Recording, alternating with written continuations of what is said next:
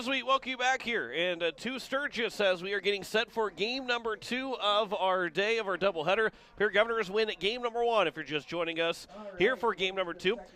Game number 1 was a 12-2 win in 5 innings for the Pierre Governors as they were able to score 5 in the first, 6 runs in the 5th, and then another 1 in the 4th inning to get those 12 runs. They gave up 2 runs in the bottom of the 3rd inning, but a 12-2 win. Brady Getz goes the distance to pick up the win in a 12-2 game. As we look at the starting lineups for both the Pierre Governors and the Sturgis Scoopers here in game number 2, as we're actually just about set. Sturgis just about to take the field here in just a little bit, just a couple of minutes, maybe in this next minute. But for the Pierre Governors, we start first. Lincoln Keenos will lead things off at shortstop. Matthew Hansen, the third baseman, will bat second. It'll be Gary Nedven, the first baseman, batting third. Spencer Lettler, the left fielder, batting fourth. Johnny Lyons, he will get his Pierre Governor debut in game number 2. He's the DH, batting 5th. Jez Zabel, the right fielder, will bat 6th. Kay Kaiser, the second baseman, batting 7th. Grayson Hunsley, the center fielder, batting 8th. And Brecken Kruger will be out in center field, batting 9th here in game number 2. The starting pitcher for the Pierre Governors is Spencer Kelly, who will make his Pierre Governor debut here in game number 2. For the Sturgis Scoopers, Ridge Inho for the center fielder will bat first. Bo Peters will bat second, playing shortstop. Kelton Olson, the third baseman, will bat third. Dustin Allen, the right fielder, will bat fourth. Owen Cass is on the mound. He is batting fifth. Kane Peters will bat sixth and play first base. Dalen DeShock, the left fielder, batting seventh. Dawson Inho for the second baseman, batting eighth. And Evan Stroud, the catcher, will bat ninth for the Sturgis Scoopers. It will be Lincoln Keenos to get things rolling here in just a moment as we've got the Sturgis Scoopers out in the field getting set for game number 2 of the day. And we are just about getting started. Boy, we're doing pretty good here to start to game number 2. That first game was just about an hour and a half, so this second game just about to get set here at 8 o'clock Central Time, 7 o'clock local time, as the Govs are going to look to go to 2-0 on the season. And for Spencer Kelly, who will take the mound in the bottom of the first inning, it's going to be pretty simple. Just throw strikes, make Sturgis hit it. They had just a couple of hits in game number 1. And that's where you want to see what you want to see out of a first-time starter. But as Coach Steve Great talked about it after the first game, that short interview that we had, is that both he and Getz probably have the most arm strength as it is right now because they've been able to work in the offseason. There's been a lot of basketball guys on this team, that some wrestlers as well that, don't have the opportunity, or, they do have the opportunity, but they get to focus on their sport that's in season. Those guys, maybe every once in a while get a chance to throw a little bit and hit, but, for the basketball guys, for the wrestlers, hockey guys, their season is in play, and just as any Pierre Governor coach, any peer coach at all will tell you that, hey, if they're going to play multiple sports, more power to them, and they should be playing those sports during the season. Yes, Lincoln Keenos will come to the plate. Speaking of a guy that's played in multiple sports, first team All-State for basketball. That was released last Monday. Maybe it was this Monday. Every day runs together. Or maybe Tuesday. The first pitch is missed for ball 1. I think it was this Tuesday. And we are underway here at 6:58 local time. Here in game number 2. Here is the 1-0 pitch from Owen Cass to Lincoln Keenos. We'll talk about Owen Cass numbers here in just a moment. That's taken for strike 1, and the count is now even at a ball and a strike. As we open things up here in game number 2 of our doubleheader against the Sturgis Scoopers. Here's the 1-1 pitch. Keenos swings and misses, and a pitch in the dirt, and it's now 1-2. Owen Cass so far in the season for the Sturgis Scoopers. Just 1 inning so far. Just his second appearance. He gave up 4 runs, all of them earned. 2 walks, 1 strikeout, an ERA of 28 right now for Cass, and a whip of 5. And again, that's going to be inflated because of only throwing 1 inning, as the 1-2 pitch misses, and the count is now 2-2. Lincoln Keenos went 1 for 4 with a triple in game number 1. Here's the 2-2 pitch from Cass, who works out of the stretch. Swing and a miss by Keenos, and a strikeout to open up the ball game. And that will bring up the number 2 hitter in Matt Hansen, the third baseman. So as, again, we look at the starting lineup for the Pierre Governors, Hansen will be followed by Nedven, Lettler, Lyons, then Zabel, Kaiser, Hunsley, and Kruger, the 9 hitters for the Pierre Governors. Lyons, the DH. Here's the first pitch to Matt Hansen. That one will miss inside for ball 1. Matt Hansen in game number 1 went 1 for 3, was hit by a pitch and reached with a single in the second inning, then struck out and popped out to the second baseman. Here's the 1-0 pitch. Here's a ground ball left side, be fielded by the third baseman. The throw to first is going to be in time from Kelton Olson to Kane Peters, and there's now 2 away here in the top of the first inning. And that'll bring up Gary Nedven. You're listening to KCCR Pierre, a Riverfront broadcasting station.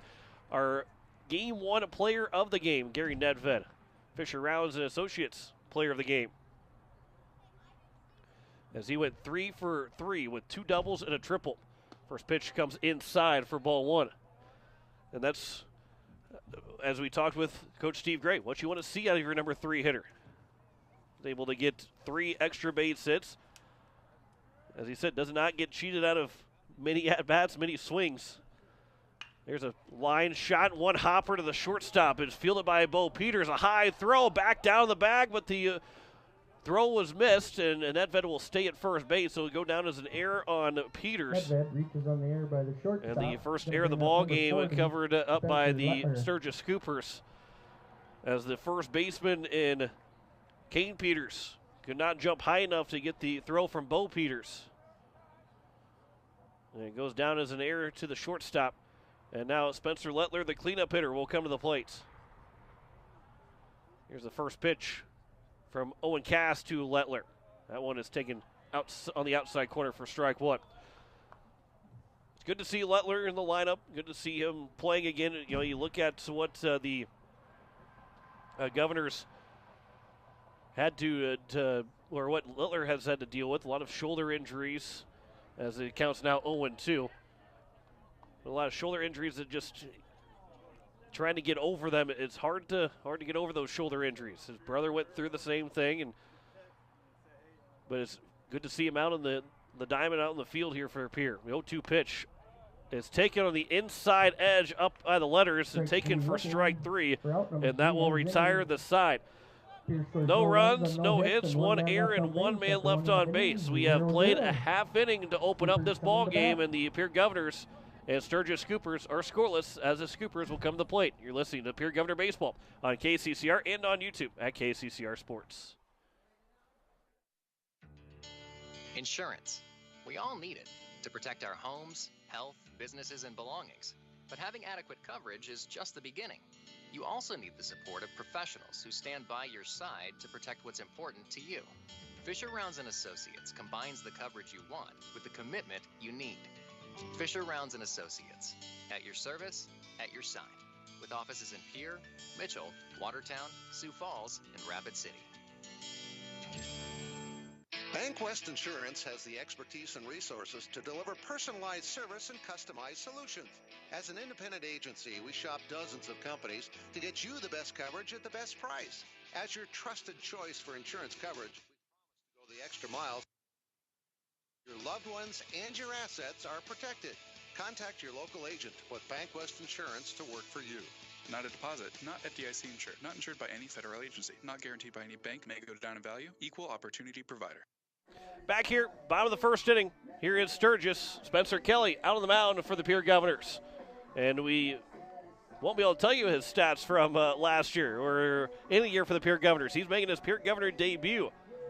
And it's good to see him on the mound. The tall right-handed throwing Spencer Kelly, as he'll face Ridge Inho for the center fielder, Bo Peters the shortstop, Kelton Olson the third baseman batting third, Dustin Allen the right fielder batting fourth, Owen Cass the pitcher batting fifth, Kane Peters the first baseman batting sixth, Dylan DeShack the left fielder batting seventh, Dawson Inho for the second baseman batting eighth, and Evan Stroud the catcher batting ninth.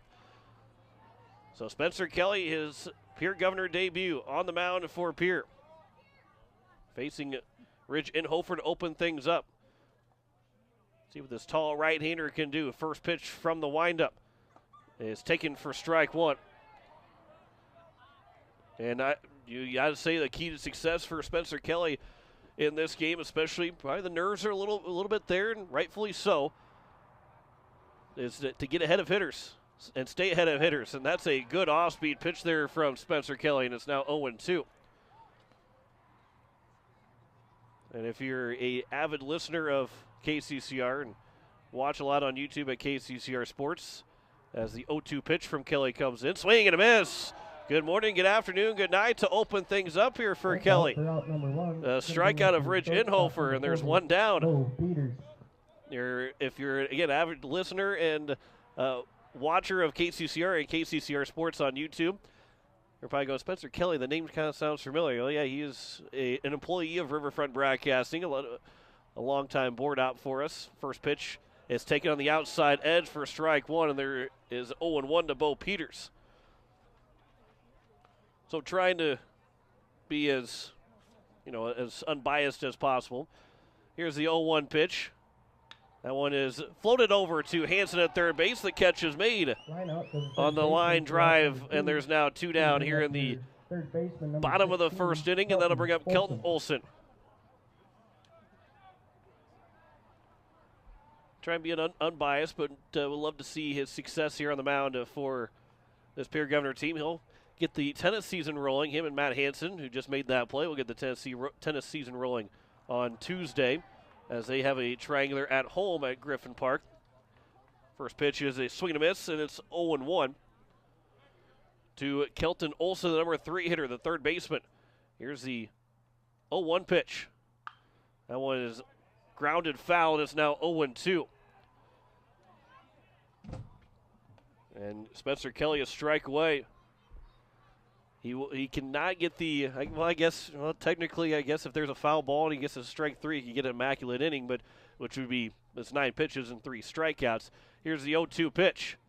That one's popped up on the foul territory. Matt Hansen running over, and he's going to end up falling foul. And the remains at 0-2. So 8 pitches so far from Spencer Kelly, 8 strikes from Kelly. And he's going to try and finish out this bottom of the first inning. Kelton Olson down 0-2 in the count. Kelly stands right in the middle of the mound, right on the middle of the rubber. And the right-hander from the windup, the 0-2 pitch. Swing and a miss. 9 pitches, 9 strikes, and 2 strikeouts from Spencer Kelly in his Pierre Governor debut. That's a good start for Spencer Kelly. No runs, no hits, no errors, no one left on base. We've played 1 full inning. Pierre Governors and the Sturgis Scoopers are scoreless. You're listening to Pierre Governor Baseball on KCCR and on YouTube at KCCR Sports.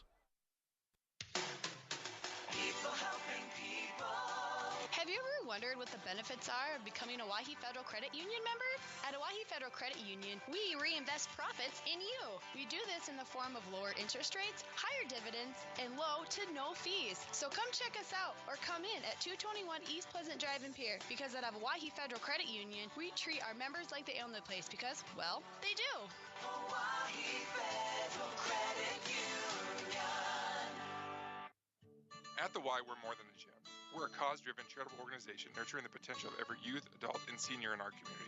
From advocacy to childcare, disease prevention to athletics, swim lessons to safe spaces, our mission ensures that everyone, regardless of their financial situation, can participate in the services that we offer at the Y. We invite you to stop in and check out our youth sports, summer camps, group exercise classes, swim lessons, and so much more. Discover your Y at the Oahe Family YMCA in Pierre, where we are for youth development, healthy living, and social responsibility. Back here, top of the second inning. It is 5, 6, and 7 for the Pierre Governors. To open up this second inning, Johnny Lyons, Jet Zabel, Cade Kaiser, the first 3 hitters. Anybody reaches base, it'll be then to Grayson Hunsley. There we go.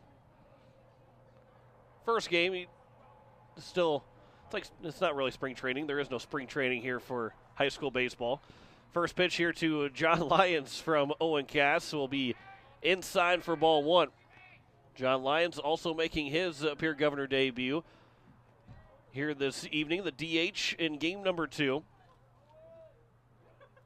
The 1-0 pitch to Lyons. That one will hit him and then hit the bats. Hit by pitch.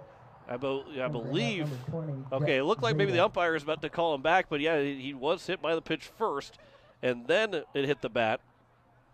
So it is a runner to open up the top of the second inning. And it will bring up now Jet Zabel, the right fielder. Cass from the stretch will come set. Here's the first pitch to the left-handed Zabel. At the knees for strike one. Zabel in game number one went 1 for 3. Actually make it 2 for 3. As he singled in his first 2 at-bats. Reached on an error, make it 2 for 4. Then he grounded out to the second baseman. He fouls that one away. It's now 0-2. Foul balls from the parking lot to the concession stand. Pierre will face Rapid City Central tomorrow in just one game. So one game for the day. A JV game will play first. That's at noon Mountain Time. And then a 2 o'clock Mountain Time start for the varsity game. That one's outside and it's now 1-2. So we'll be on the air around 2:40 Central Time, 3 o'clock first pitch, which will take us up then to the start of the Final Four, the men's Final Four. Villanova, Kansas first game. That one's chopped back up. It's on the right side. It was foul ball. A little late call from the umpire, but it was the right call as the catcher and the lines were not re-chalked, or at least from my angle, don't look like they're re-chalked. So it's harder to see, but Evan Stroud fielded it, but looked like it was on the foul side of the first base line, so we'll do it again here at 1-2.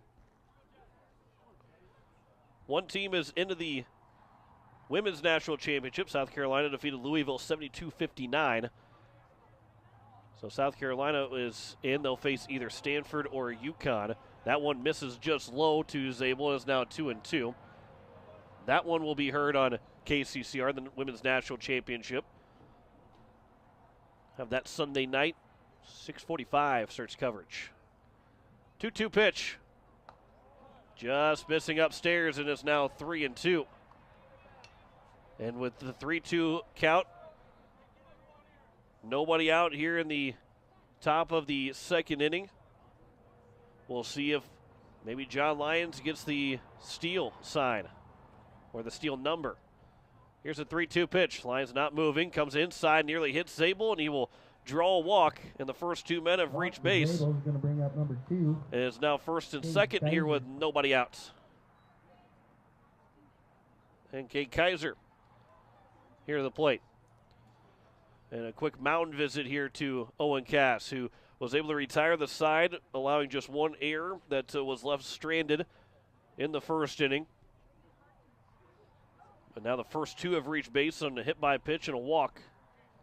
To bring up Kaiser, Grayson Hunsley, the catcher, is on deck. He'll be followed by then Brecken Kruger.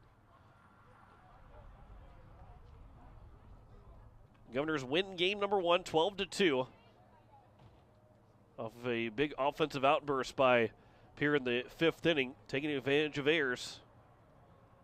5 errors in the game from Sturgis. Governors were able to score 5 unearned runs in the first inning. That one's fouled straight back. And that'll be 0-1. It looks like maybe a water bottle is back there for the umpire. Went off of the water bottle from Cade Kaiser. Grayson Hunsley thinking, wait a second, isn't that hockey where it's a water bottle knocker? Kaiser showing bunt now. Here's the 0-1 pitch. Continues to show bunt, pops it up in the air. It's going to be caught. The throw back to second base will bounce into center field. So stepping on second is Lyons. He'll head over to third base. The throw coming to third, getting down his Lyons. He's safe, and over to second is Jet Zabel. So it's not the way you draw it up to get the sacrifice, and it doesn't go down as a sacrifice for Kaiser, but both the runners will end up moving up 90 feet on the catch and then error by the catcher, Evan Stroud. So Lyons is at third, Zabel's at second. Kaiser is retired on a what would be called a 2, and then an E2 credited to Stroud, and now Grayson Hunsley will step to the plate. And now he have time called. Yeah, I think they're trying to figure out how many outs there are. I believe they're trying to figure out how many outs there are, and which is just one out. And there is a one out, and everybody's right. Grayson Hunsley comes to the plate. Hunsley went 2 for 3 in game number 1, an RBI single in his first at-bat, then reached on a single in his third at-bat. With 2 runners in scoring position, first pitch is missing upstairs for ball 1. Runners at second and third. 1 down here at the top of the second, trying to give the Governors the lead. Infield is playing normal depth here for Hunsley, the number 8 hitter. That one is flown out towards right field, coming in. A long run is going to drop in for a base hit. Going to be an RBI single for Grayson Hunsley. And it's a 1-0 lead. Second RBI single of the day for Hunsley. He has gotten 3 for 4 today to combine the 2 games. And he picks up an RBI. Scoring John Lyons from third, and it's now first and third. With 1 down, the Governors open up a 1-0 lead. Bring up number 14. And here is now Brecken Kruger that will come to the plate. Number 5, Brecken Kruger. I believe maybe Spencer Easlin is running again here for the Governors. Did not see the number. But it is the number 9 hitter, Brecken Kruger, who's looking to try and swing for the first time. He does, and that one's floated to the nearly behind the third baseman, but the catch is made by Kelton Olson, and there's now 2 down. Number 3, Lincoln Keenel. And that'll bring up Lincoln Keenels. The top of the order here with 2 away. Governors trying to extend their 1-0 lead. Keenel struck out swinging in his first at-bat. Back to open up the top of the first. Runners at first and third. First pitch here from Cass to Keenels. Comes inside, taken for ball 1. Keenels had a triple in his first at-bats, or excuse me, in the first game. His last at-bat in the first game. Struck out here to open up the ball game. 0 for 1 so far. 1-0 pitch. That one nearly got him again, but it's now 2-0. On deck, number 2 hitter, Matthew Hansen.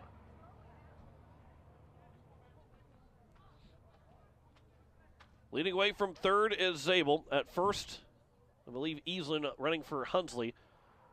Here's a fly ball out towards left field, going back, still going back, turning and watching it go off the wall is the left fielder. Rounding third, trying to score. Coming in, a 2 RBI double for Lincoln Keenels. As George Stolley is the one that scores. It was running for Grayson Hunsley.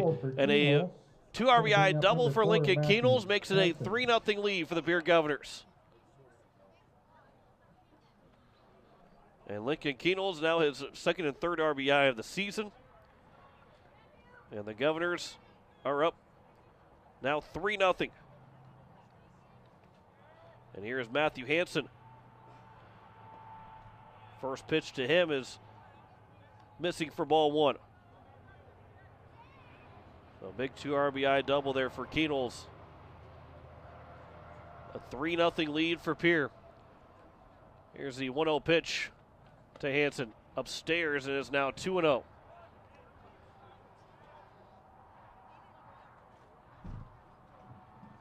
The leadoff man at Lincoln Keenels able to get that big double, and that's what you love from his bat in the order, no matter where you put it. And what Keenels has done so far, as his career for the Pierre Governors, he's been cheated out of a season. 2020, probably would have got a lot of playing time as a freshman. Keenels takes off for third. The throw coming over, and Keenels slides in safely. Was well ahead of the throw. It was taken for a strike to Hansen, so it's now 2-1. But Keenels is over at third with the steal. Keenels steals third. And is in prime scoring position here for the Pierre Governors. 2-1 pitch from Cass to Hansen. Upstairs, and is now 3-1. Evan Stroud either is trying to deke Keenels into thinking he didn't catch it, or he really didn't think he caught it. and then realized as he started to run back to the backstop he had in his glove. The count's now 3-1. Gary Nedven on deck. 3-1 pitch from Owen Cass to Matthew Hansen. Ground ball off the end of the bat to the shortstop. Fielded by Bo Peters. The throw to first is in time to retire Hansen. And that will end the top of the second inning. But not before the Governors scored 3 times on 3 hits and 1 error. And it is a 3-0 lead for the Pierre Governors here in the after an inning and a half. Back in a minute, you're listening to Pierre Governor Baseball on KCCR and on YouTube at KCCR Sports. The count may change with every pitch, but what doesn't change is God's love for you. Come join us at Faith Lutheran Church to hear about the God who blesses us with athletic skill, meaningful relationships, and the peace and comfort that comes from his Son Jesus. You can worship on Wednesday evenings at 7 p.m. or on Sunday mornings at 8:30 or 11 a.m. Faith Lutheran Church is up the hill at 714 North Grand and happy to support our athletes, their families, and our community. Looking for your next new or used car, truck, or SUV? Then go no further than the comfort of your own home. Shop online at lambmotor.com. On lambmotor.com, you'll find the vehicles Lambs has in stock. You can schedule a test drive or your vehicle's next tune-up all online. New or used, shop for it all online, anywhere you are. Lamb Motor has the right vehicle for you. Lamb Motor in Oneida and online, lambmotor.com. Bottom of the second, it is a 3-0 lead for the Pierre Governors. 3 runs, 2 hits, 1 error in that second inning. It is going to be 4, 5, and 6 now for Sturgis. Dustin Allen, Owen Cass, and Kane Peters. As Spencer Kelly threw 9 pitches, 9 strikes, had 2 strikeouts. It was a second strike that was flown a soft liner to Matt Hansen at third. A foul ball on an 0-2 count from Kelton Olson. Otherwise, if those two are flipped around and he ends up getting a strikeout, Spencer Kelly might have had an immaculate inning, which is 9 pitches, 9 strikes, 3 strikeouts. But here's Dustin Allen, who is playing right field in this ball game. Here's the first pitch from Kelly. That one's taken for strike 1, so he has still got to throw a ball. We're going to see if he's ever human. Here is Allen, who is 0 for 2, grounded out both times he came to the plate in game number 1. The 0-1 pitch from Kelly. That one's taken for a strike, and it's now 0-2. A good curveball there from Spencer Kelly. Count now 0-2 to Dustin Allen. Here's the 0-2 pitch. That one will bounce in and is now 1-2. And a block there by Grayson Hunsley. So Spencer Kelly is human. Took him 12 pitches before he threw his first ball of his Pierre Governor career. Now the bat starts for Spencer Kelly. Here's the 1-2 pitch. Here's a ground ball to the left side. Backhanded by Keenels in the hole. Tough throw across, and beating it out on an infield single is going to be Dustin Allen. Good play there from Lincoln Keenels, but Dustin Allen was able to get up and down the line to reach first base. So there is a man on first with nobody out here in the bottom of the second inning. And now the pitcher, Owen Cass, can help himself out here. And Spencer Kelly will have to work from the stretch for the first time here in this ball game. First pitch from Kelly to Cass. Pitcher against pitchers upstairs for ball 1. And a good job by Kelly to induce another ground ball. Or I guess induce his first ground ball, but Allen placed it perfectly to beat it out for an infield single. Here's a 1-0 pitch to Cass. That one will miss low, and it's now 2-0.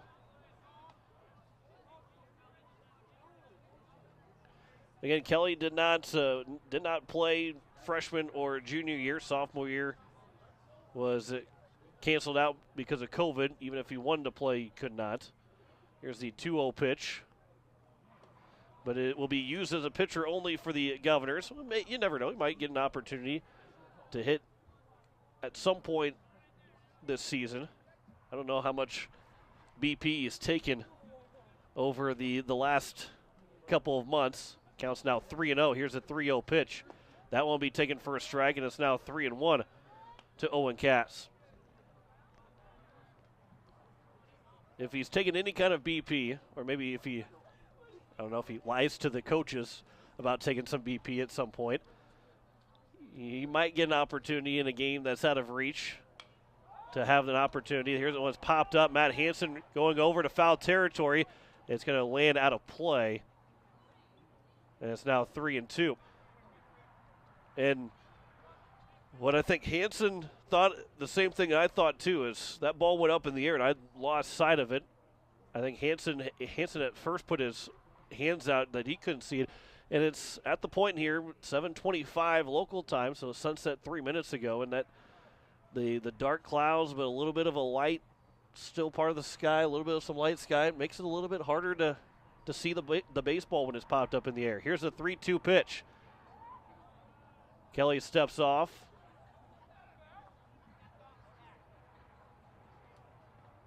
And at first, the home plate umpire is about to call a balk on Kelly. The coaches for Pierre was starting to come out, and the base umpire said he did step back. He did not balk, so it is still a 3-2 count with a runner at first base. We'll see, though, if Dustin Allen looked like he was about to take off. He does take off here. 3-2 pitch is popped up, left side, all the way out towards left field. Going back is Lettler. He'll turn. It goes off the wall. Rounding third, trying to score is Allen. The throw coming in will miss the cutoff man. Rounding second, heading for third. A throw to third base, and safe over at third is Owen Cass. Missed the cutoff man on the throw from left field. And it turns in, and now the umpires will start to talk with each other if he is out at third base or not. I don't think they're going to change. I would be surprised if they change their call, but a run does score regardless. And I think he is safe at third base. There was no motion of any kind, so it's now a 3-1 ball game. Double for Cass, scores a run. It'll be an RBI double for Owen Cass, and he takes third on the overthrow. And Allen, who got a head start on a 3-2 count, was able to score from first base.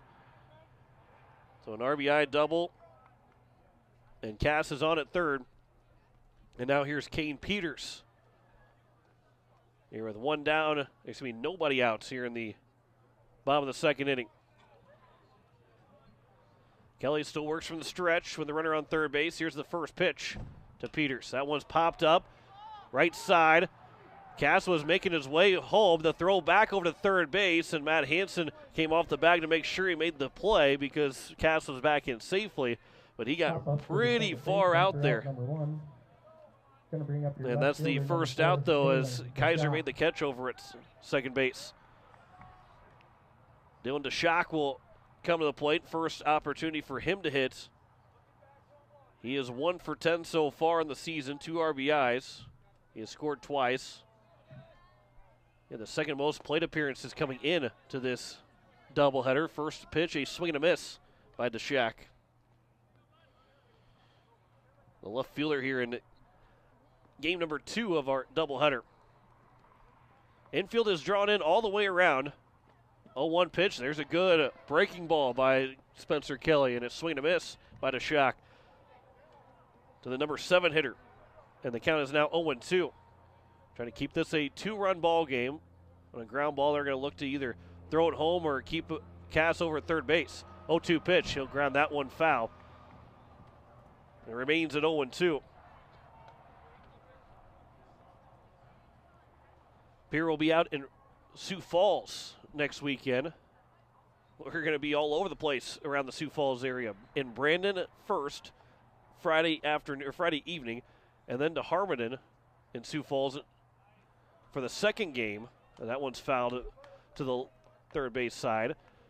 And then on Saturday, we'll be in Harrisburg for the first game and a lengthier break before our second game back at Harmon in Sioux Falls. So a lot of traveling. That's the border battle that goes on between some South Dakota teams and North Dakota teams. However, Pierre will be playing all South Dakota teams over the weekend. Here's the 1-2 pitch again. That one will get to the backstop. The pitch was in the dirt, and coming in to score is going to be Cass, and it's now a 3-2 ball game.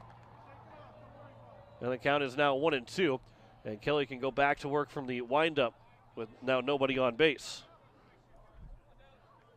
Count is 1-2 with 1 out and a 3-2 ball game here in the bottom of the second. Kelly from the windup. Here's the now the 1-2 pitch to the number 7 hitter to Shock upstairs. And it's now 2-2 off the mitts of Grayson Hunsley. Rather cool night here in Sturgis. Actually, it's not too bad. Still says it's 43 degrees outside. 41 here in Sturgis. Here's a 2-2.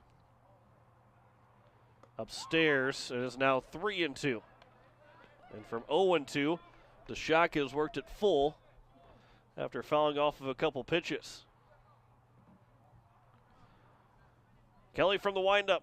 Here's the now 3-2 pitch to Dylan DeShock. Ground ball left side. It'll be fielded by Keenholz. The throw to first to Nedven is in time, and there's now 2 down. 6-3 ground out. Here in the bring up your second base. bottom of the second. 5, Dawson Inhofer. Dawson Inhofer, the second baseman, his first at bat now of this doubleheader. He's 1 for 5, batting .200 so far in the season. Just 1 single, 2 RBIs though to his credit.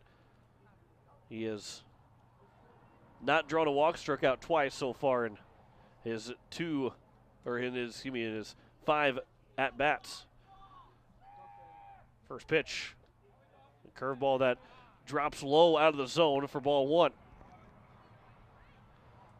Again, Spencer Kelly, this is his first appearance of the for the Pierre Governors in any capacity. Here's the 1-0 pitch. That one's skied out to left field. Lettler was moving in, has to go back. It's over his head, and it will get down. Out towards second base will be Dawson Inhofer. He'll stop there, and the inning will continue. And Dawson Inhofer is in scoring position for Evan Stroud. Bring up your catcher, number 3. And that'll go down as an error. Charged to Lettler, who misjudged the ball. And again, where the ball is being hit from right now and where the left side of the field, there's a little bit of the clouds are making it a little bit difficult. Once you get to a certain point here in the night, everything will get a little bit easier to maybe see the ball. But right now, it's kind of blending in. That one's skied out to center field. Coming into the center fielder, Kruger. He'll make the catch, and that will retire the side here in the third inning. 2 runs score on 2 hits in the inning. Cooper scored 2 runs on 2 hits. And 1 error. And 1 man left on base. We have played 2 innings. Pierre leads it over Sturgis, 3-2. You're listening to Pierre Governor Baseball on KCCR and on YouTube at KCCR Sports. No one likes to have electrical problems, but when they happen, call Todd's Electric at 223-2518. With over 28 years of experience, Todd's Electric can handle any type of electrical problem, whether it's residential, commercial, or agricultural. Their knowledgeable staff knows and understands the importance of your home, business, or ag facility and are prepared to help. Call Todd's Electric at 223-2518. That's 223-2518. Todd's Electric, serving the Pierre and Fort Pierre areas. The line to power. It takes hard work to reach goals. It's a truth that applies to more than just sports. It also goes for your financial goals. You work hard for your money. You deserve an investment strategy that lines up with your game plan. Your local Edward Jones financial advisor can help. If your investments aren't getting you closer to the win, visit edwardjones.com or stop by your local Pierre area Edward Jones office for a financial review. Edward Jones, making sense of investing. Member SIPC. Back here at Sturgis, top of the third inning. It is a 3-2 lead for the Pierre Governors. John Winkler here on this Friday evening. Here on opening day, a doubleheader for the Pierre Governors. They lead it 3-2 here in game number 2. They won the first one 12-2 in 5 innings. Might be a little bit different story here in game number 2. They had a 5-0 lead and went to a 5-2 game before they end up scoring the last 7 runs, 6 in the top of the 5th, to pick up a 12-2 win. Right now it's 3-2. As we head to the third, it is 3-4-5 for the Pierre Governors. Gary Nedven will lead things off, followed by Spencer Lettler and then John Lyons. Leading off, top half of third for Pierre, number 17, your first baseman, Gary Nedven. Gary Nedven reached on air in his first trip to the plate. So he's been on base all 5 times, but the batting average is no longer 1,000 for Gary Nedven. He's technically now 3 for 4 on the season. Here's the first pitch to Nedven. That one will missed low and outside for ball one. Owen Cass, the starting pitcher, making his way into the third inning. See how long and where Spencer Kelly goes, how long Owen Cass goes. There's a swing and a miss by Nedven. That's now 1-1. Owen Cass, again, this is just his second appearance, and he had thrown just one inning in his lone appearance so far through the first 4 games. I guess technically 5 games, because this is their 6th game right now in the second game of the doubleheader. That one catches the outside edge from Cass, and is now 1-2 to leadoff hitter Gary Nedven. Spencer Lettler, John Lyons, 3, 4, and 5 here for the Governors in the top of the third. Here's the 1-2 pitch to Nedven. Grounded, third base side. It'll be off the leg of the third baseman, Kelton Olson. On base is Nedven. Nedven reaches on the air by the third. And it will be another error that Nedven will reach base. He has still not been retired, but technically will still be 0 for 2 in the game, as the leadoff man is on at first here to open up the top of the third inning. So now it'll bring up Spencer Lettler, who struck out looking in his first trip to the plate. Here's the first pitch to the lefty. That'll be low for ball one.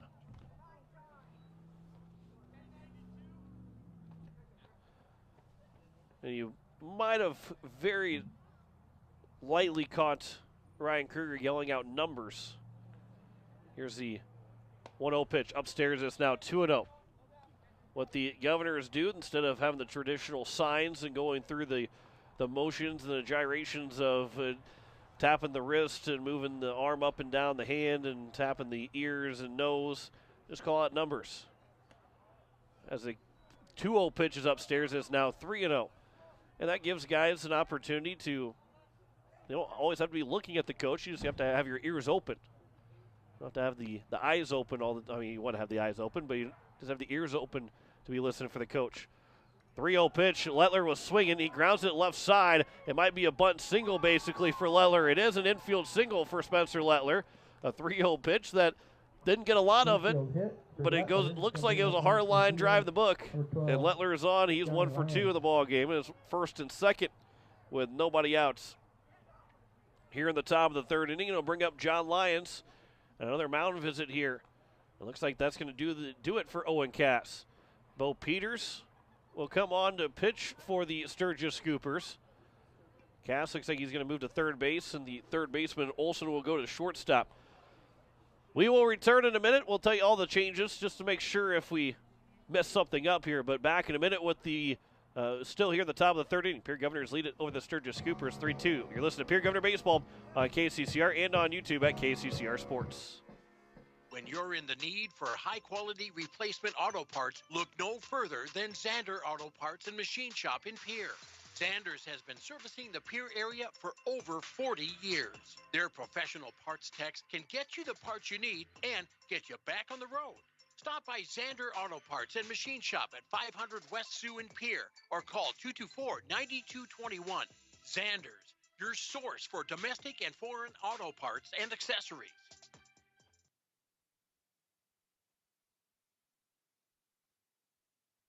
Innovation. It's right here. Avera St. Mary's Hospital keeps care local for you and your family, offering comprehensive care that has earned 4 out of 5 stars by the Centers for Medicare and Medicaid Services in hospital performance and safety. Avera St. Mary's world-class care is further supported by advanced technology, 2-way video e-consults, 3D mammography, and a state-of-the-art birthing center, so you and your family don't have to go anywhere else, because innovation lives right here in Pierre. Learn more at avera.org/news. As we welcome you back here in the top of the third inning, Bo Peters is the new pitcher for the Sturgis Scoopers. With runners at first and second and nobody out, it will be the first man to face him will be John Lyons. Bo Peters on the year so far, just 1 inning. He did pick up a win in the 1 inning that he pitched. He has not given up a run or an earned run or unearned run. 2 strikeouts, no walks, an ERA of 0, a whip of 0. Nobody has reached base on Bo Peters. He had a 1-2-3 inning in his 1 inning appearance. So Bo Peters is the pitcher. Owen Cass is now over at third, and the shortstop is Kelton Olson. Runners at first and second with nobody out here in the top of the third. John Lyons, the first man, here to greet Peters. And the first pitch is upstairs for ball one. The number 5 hitter for the Governors, John Lyons, in his first trip to the plate, reached on an error. Actually, he was hit by a pitch, then he was able to get to third base on an error from the catcher. They'll foul that one back and out of play, and it's now 1-1. To the DH, John Lyons. With Jet Zabel on deck, Cade Kaiser will follow. Count is 1-1. Nedved's at second and Spencer Lettler at first. Nedved reached on an error. Lettler got an infield single. Lyons showing bunt. Pulls it back, takes it for ball 2. And it's now 2-1. We've seen the Governors show bunt a couple of times, haven't gotten one down successfully yet. Spencer Lettler, who chopped one on a 3-0 pitch, was as good as an infield bunt for an infield single. Lyons showing bunt again. That one is a good bunt from John Lyons, but fielded by the pitcher in Bo Peters. The retire Lyons out at first base, but moving both men up 90 feet. And there's one down here in the top of the third, and that's the job done well by John Lyons on the bunt. The sacrifice is complete at 1-3 on the putout. One down, and it's now Jet Zabel to the plate with runners at second and third. Bo Peters will work from the windup now with Nedved at third base and Lettler at second. Here's the first pitch to Zabel. That one hits him on the helmet. That one popped up high off of the helmet hit of Zabel. He gets right back up, and the bases are now loaded. I don't think any of his brothers probably hit him in the helmet playing baseball in the backyard, but he probably got hit hard somewhere at some point by one of his brothers, so that's nothing to him. Bases are loaded to Cade Kaiser. First pitch to the second baseman. Swings and misses. That one fouled off the helmet of the catcher in Evan Stroud, and it's 0-1. Grayson Hunsley now on deck. He'll be followed by Breckenkruger. Bases are loaded with one out here in the top of the third. Governors can bust things open here in the third inning. 0-1 pitch. Kaiser pops that one foul. That one will get out of play. And it's now 0-2. Please return all foul balls. Right over the top of the press box. Counts 0-2 to Kaiser. This is a big at-bat. Put the ball in play. Anything but a double play can score a run. 0-2 pitch is upstairs. Not a bad spot there from Peters to try and get Kaiser to chase.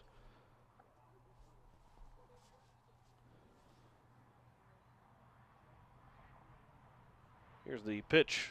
1-2 pitch outside is now 2-2. Kaiser with the bases loaded. He is 0 for 1 right now. An unsuccessful sac bunt attempt earlier. Not going to bunt this time. 2-2 pitch. That one comes in and hits Kaiser. And he'll get a RBI as he sprints his way to first base. And it's now a 4-2 lead for the Pierre Governors. And the bases remain loaded. And here's Grayson Hunsley. An opportunity again to bust things open here. He's 1 for 1 with an RBI single. RBI for Cade Kaiser. And now here is Hunsley with the bases loaded. 4-2 our score. Here's the first pitch to Hunsley. Swings and misses at the first offering. And the count is 0-1. Hunsley has hit the ball well in his first game with the Pierre Governors. That's a ground ball to the right side. Only play is going to be to first. The throw is going to be wild, and 1 run's going to come in. Make it 2 runs that will come in to score. So it's second and third still with 1 out. 2 runs come in, and the Governors now lead it 6-2. And taking advantage of errors, the Governors want to continue to try and take advantage of errors. So Lettler scores. Zabel comes in to score. Kaiser moves over to third, and Grayson Hunsley at second on the RBI error. That's from the second baseman. I believe he still gets the 1 RBI. George Stolley is now running for Hunsley, and Breckenkruger up to the plate. He'll take high for ball 1. Be the 7th man to the plate right now in this inning for the Governors. They lead it 6-2 over Sturgis. Now a 2-0 pitch. 3 runs in the second, now 3 runs here in the third. 2-0. Swing and a miss. Pitch upstairs in the zone, and it's now 2-1. Kruger is 0 for 1 so far. He's hit by a pitch 3 times in game number 1. And a soft line out to the third baseman in his official first at-bat of the season, and the count's now 3-1. He might make his way on base for the 4th time in these 2 games and only have to swing the bat once to do it. Here's a 3-1 pitch to Kruger. Takes it on the inside edge, and it's now 3-2. Lincoln Keenel's on deck. 3-2 pitch upcoming from Bo Peters to Brecken Kruger. Ground ball left side, that's through for a base hit. 1 run will come in to score. 2 runs will come in to score. Kruger on his way to second. 2 RBI stand-up double for Brecken Kruger, and the Governors now lead it 8-2. Double for Kruger. As both runs come in, Kruger's got his first hit of the season. And Brecken Kruger has opened things up. The Governors have scored 5 runs here in the 3rd inning. 2 RBI double for Brecken Kruger. Here's the first pitch now to Lincoln Keenels with another runner in scoring position. That's upstairs for ball 1.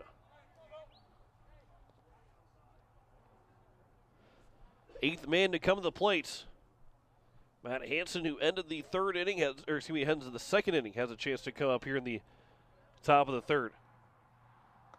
That one's on the outside edge. It's now 1-1.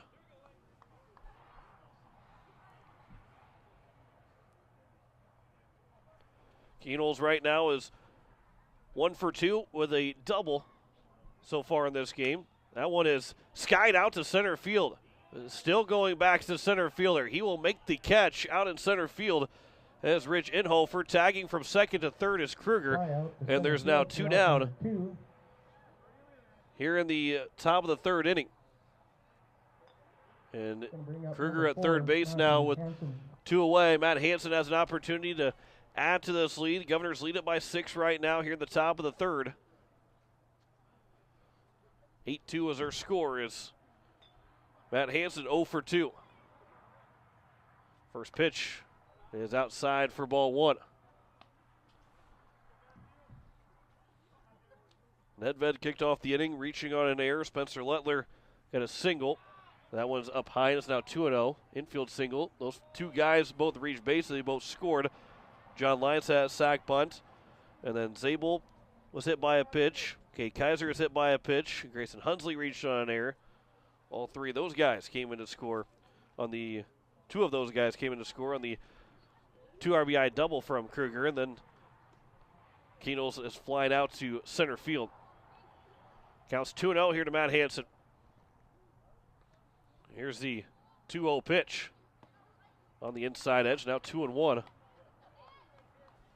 And Bo Peters, who had a strong first inning outing in the season, hasn't fared as well here in the second outing of the season.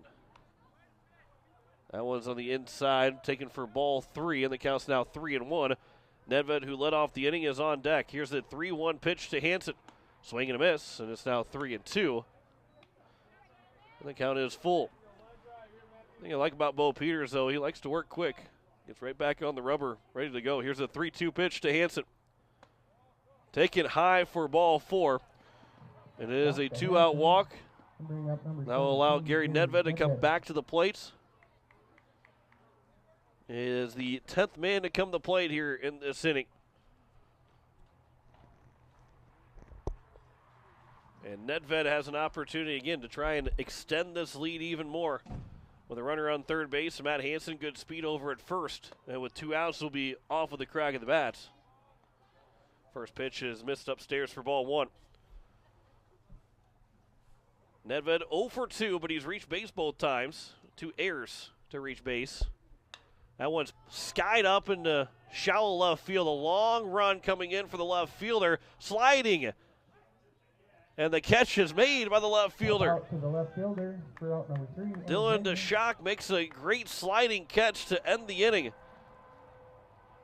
A fantastic play. Didn't see if he actually caught it or not, but he comes away with that catch and to end the top of the 3rd inning. But the Governors score 5 times in the top of the 3rd and will take an 8-2 lead heading into the bottom of the 3rd inning. Back in a minute, you're listening to Pierre Governor Baseball on KCCR and on YouTube at KCCR Sports. At Shane's Pharmacy, your health care is important, and Shane wants to be the pharmacist to take care of you. Shane's Pharmacy will make sure your prescriptions are filled in a timely manner, they will answer your questions, and they will even deliver to your home or office. Call 223-9200. Shane's Pharmacy, the pharmacy you know and trust. The number again is 223-9200. Shane's Pharmacy in Fort Pierre, proud to support high school athletics.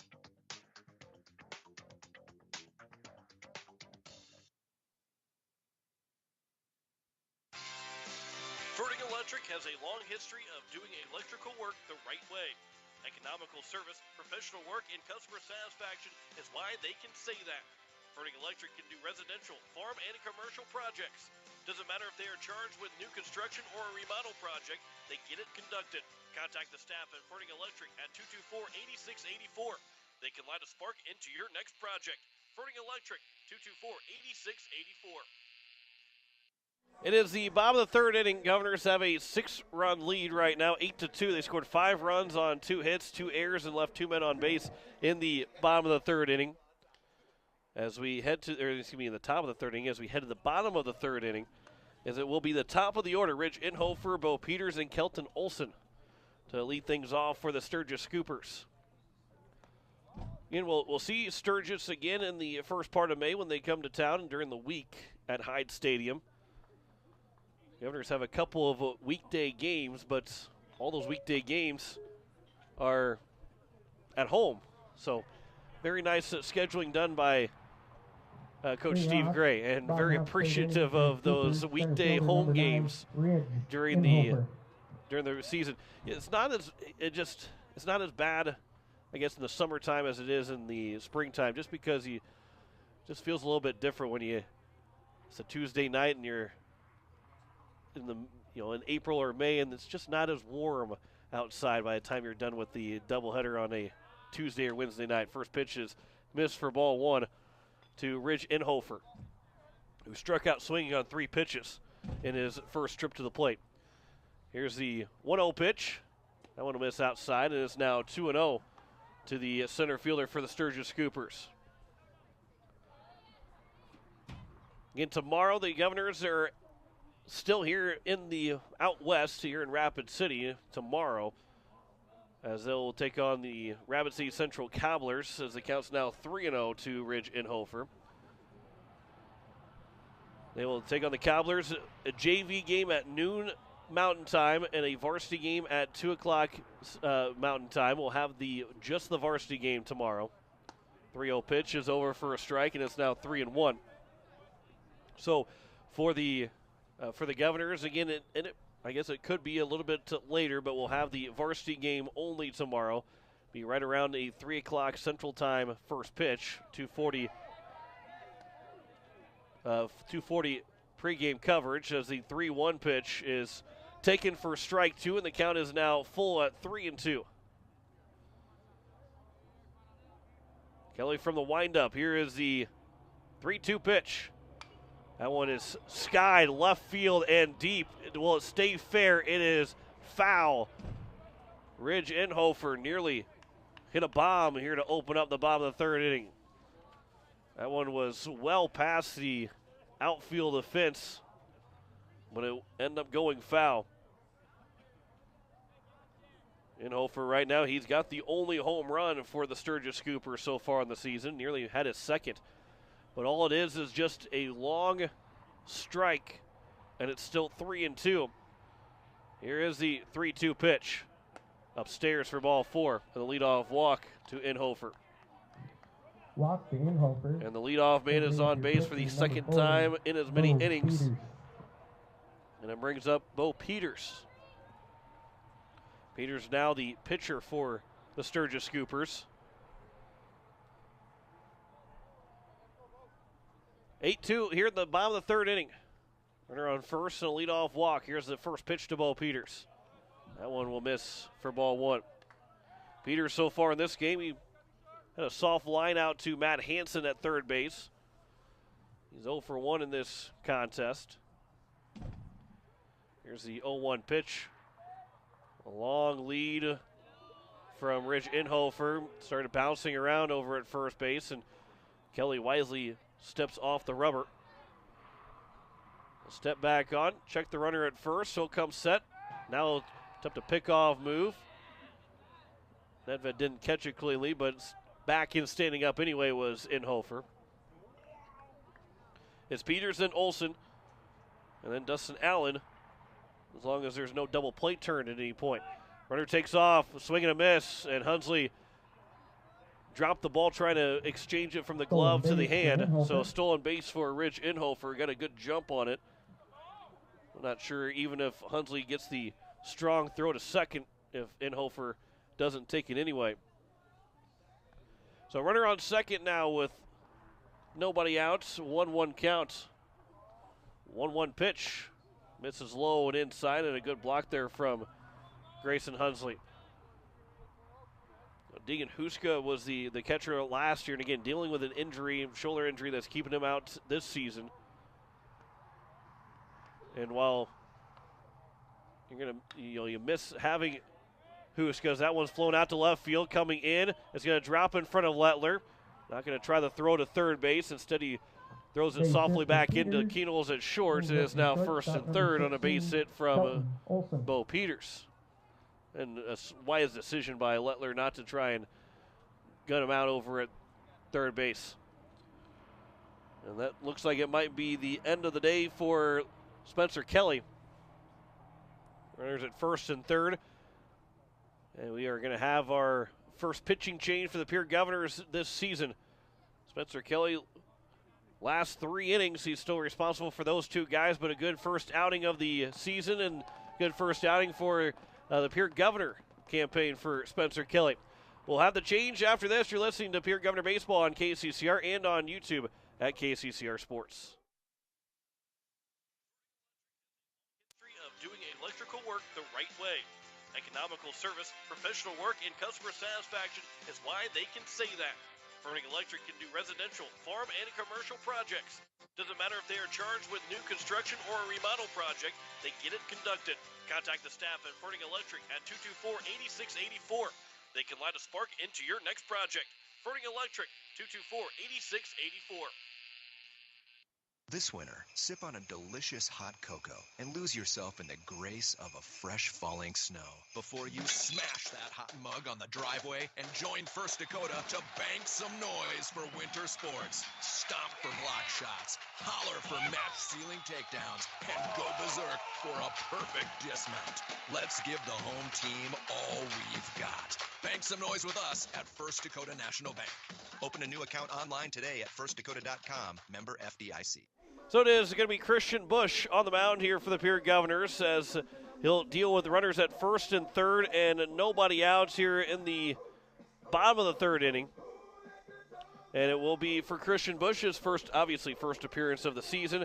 But last year he threw at 9 1/3 innings in 6 different appearances. No starts, all in relief. He had 13 hits, 16 runs, 8 of those earned. He had 10 walks, 7 strikeouts. He hit 1 man in the area of 6 and a whip of 2.46.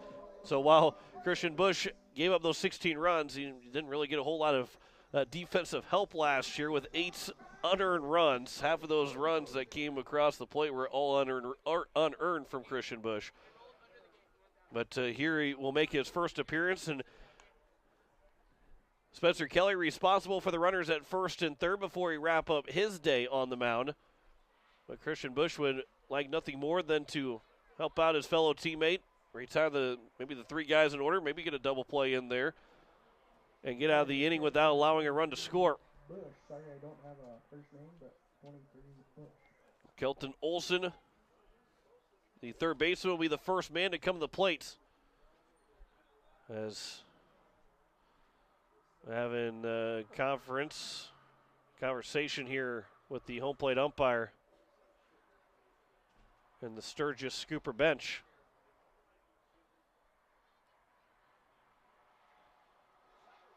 And so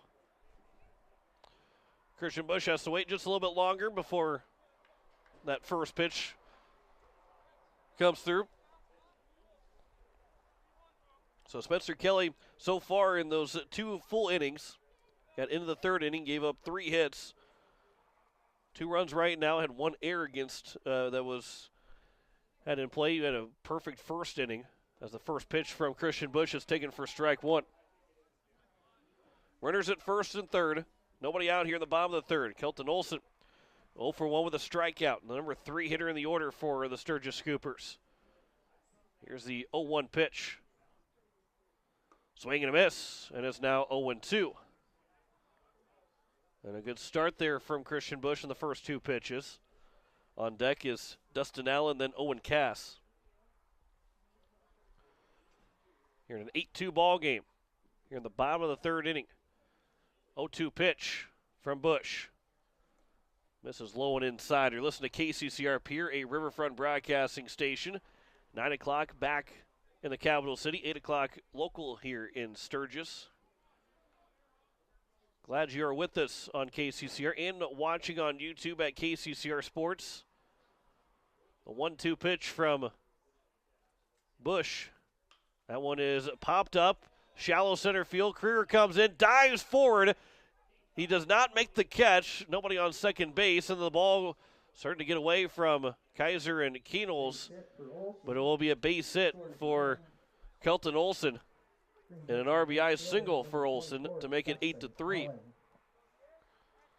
And Dustin Allen now will come to the plate. First 3 guys have reached base here in the bottom of the 3rd inning. So it's now 1st and 2nd. Nobody out. And a 5-run lead now for the Governors. As time is called. And Hunsley will yell out the numbers. That was directed from the coaching staff. With runners at 1st and 2nd. Nobody out here in the bottom of the 3rd. Here's the first pitch from Busch to Allen. That one's popped foul and out of play. Nobody out here in the bottom of the 3rd inning. Again, Pierre will finish up the quick road trip here out west. Go out east next weekend to Sioux Falls. And then find their way to Mitchell the following Friday, and then home against Brookings on that Saturday, as that one will be missed low and outside. It's now 1-1. Go back out to Sioux Falls to wrap up the end of the month of, or near the end of the month of April, before then returning home for good till the end of the season. 1-1 pitch. One will go off the left side. Hunsley will throw to third base. They've got him out of third. Didn't get far enough away from Hunsley, and because of where the ball was at, an easy grab from Hunsley and a quick throw to third base.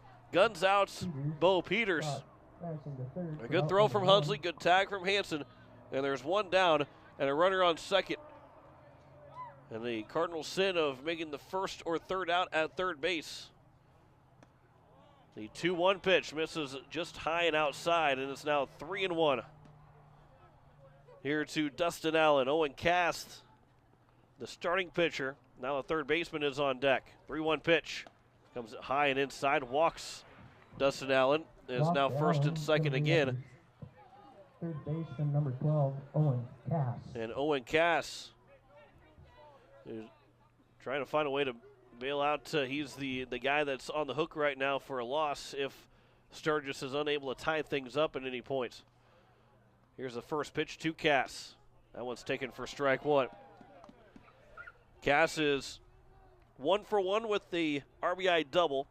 He got the scoring started for the Sturgis Scoopers. That was back last inning in the bottom of the second. Here's the 0-1 pitch. Grounded left side. Be fielded by Hansen. Can't field it cleanly, though. The bases are now going to be loaded.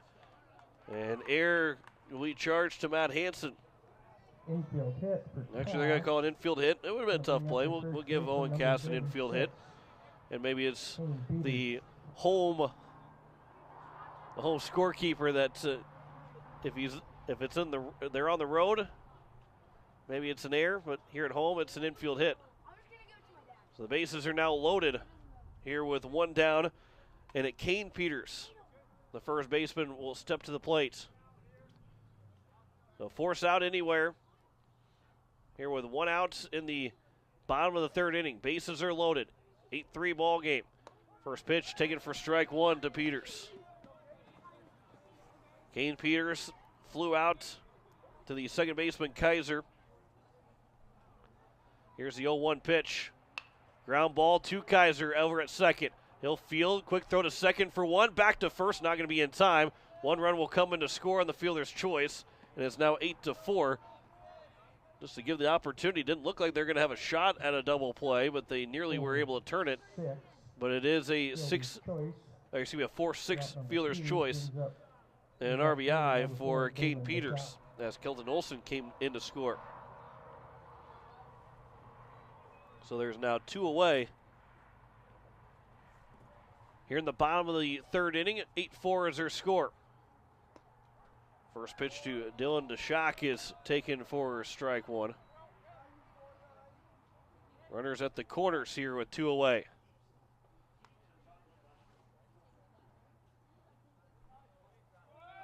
Runner takes off for second. They call it a strike. No throw to second, so it's now second and third. Stolen base for Peters. With two down and an 0-2 count. All it is just one strike here for Christian Busch to finish off the inning. Here's the 0-2 pitch from Busch. Upstairs for ball one. DeShock 0 for 1, grounded out to Keenols. It is only at bat so far. Here's the 1-2 pitch from Busch. That one's fouled off the glove, the helmet of Hunsley, and this remains at 1-2.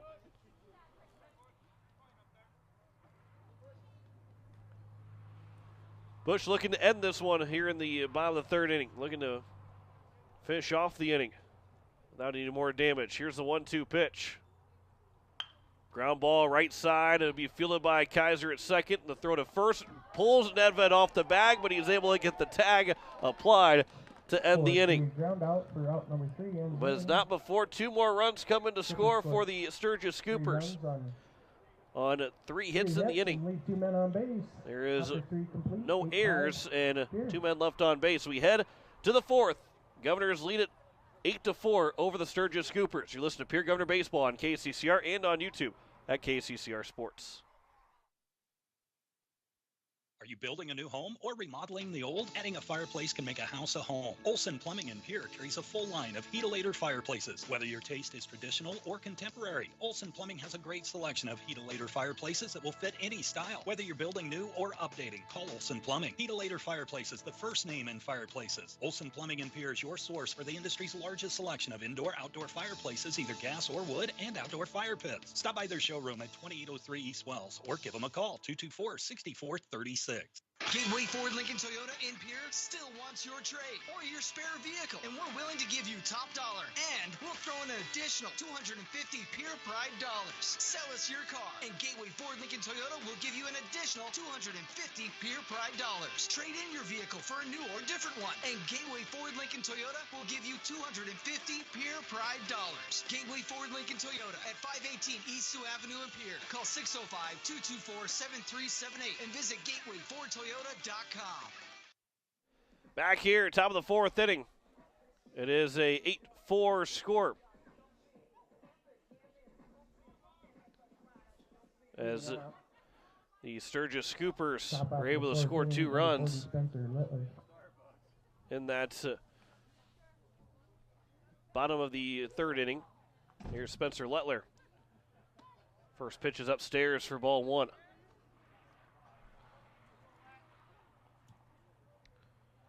They're able to, just 2 runs scored in that bottom of the third. Here's the 0-1 pitch. This will be the 1-0 pitch. It's outside and high, and it's now 2-0. Spencer Lettler will foul that one away, and it's now 2-1. Lettler so far, as it is 4, 5, and 6, he is 1 for 2. Singled in the third inning. And 10 guys come to the plate in the top of the third, scoring 5 times for the Governors. Here's the 2-1 pitch. Upstairs, and it's now 3-1. It is Lettler, then Lyons, and then Zabel. 4, 5, and 6, middle of the order. Here for the Governors in the top of the fourth. We're going to start the season 2-0. Here's the 3-1. Swing and a miss, and it's now 3-2. A full count here, but for Spencer Lettler.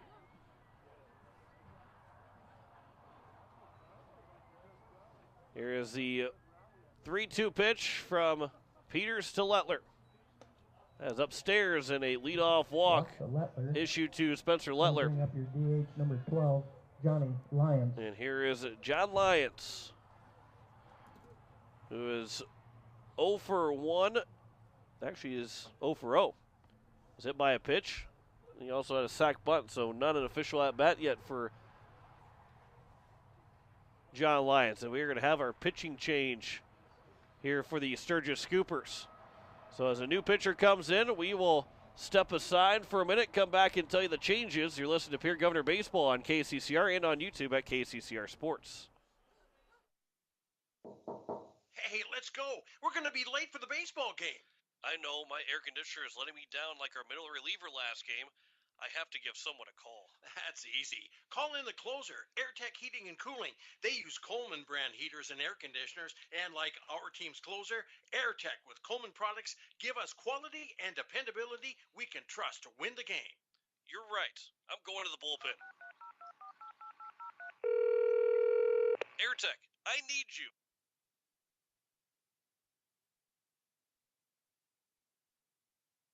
Most of us already know that Gales Gas of Pierre is the place to call for propane. They offer an automatic fill plan so you never have to worry about running out of propane.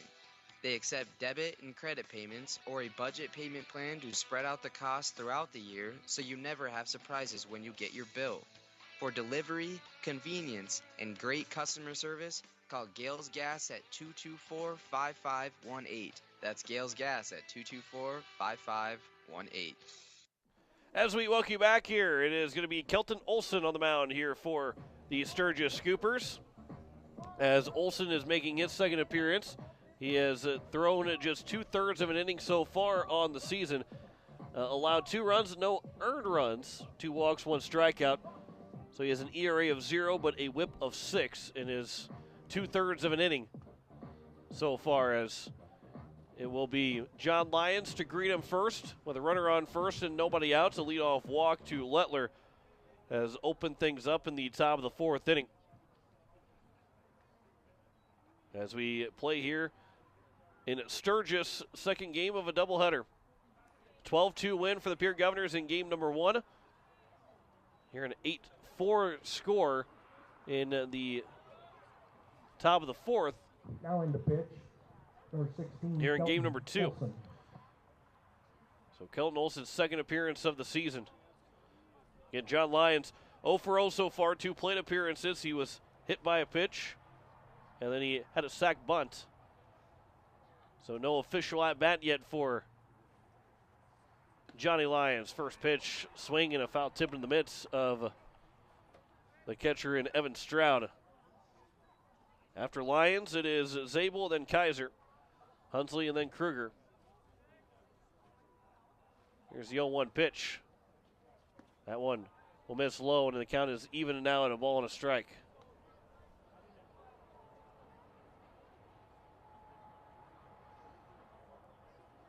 Straight away here for Lyons. 1-1 pitch. Lyons will rip it into left center field. That's down for a base hit.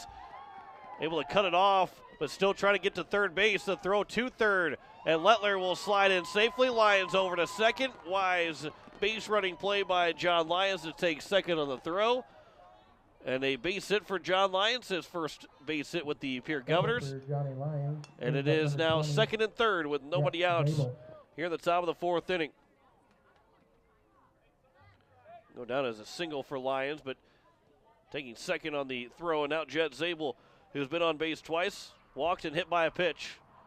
0 for 0 in this game.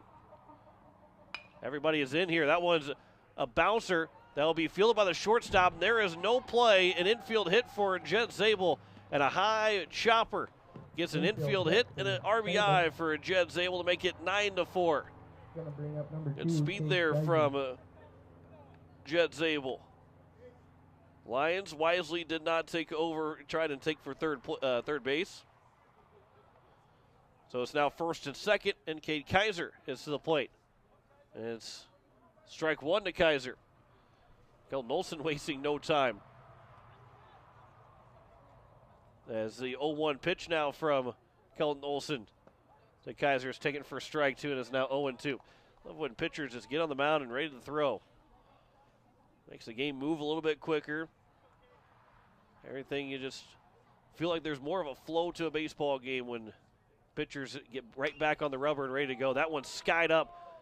That will be out into a step into left center field. It's an infield fly rule that's called, and there's now one down. Here in the top of the fourth inning. That'll bring up the catcher, Grayson Hunsley. There's only one out. Just one down here in the top of the fourth. Catch was made by the shortstop. And Bo Peters, who went back to that position. Cass is over at third. So while they're using their third pitcher, it's been Cass, Peters, and now Olson. First pitch is fouled back by Grayson Hunsley. Runners at first and second. Here one down to the top of the fourth.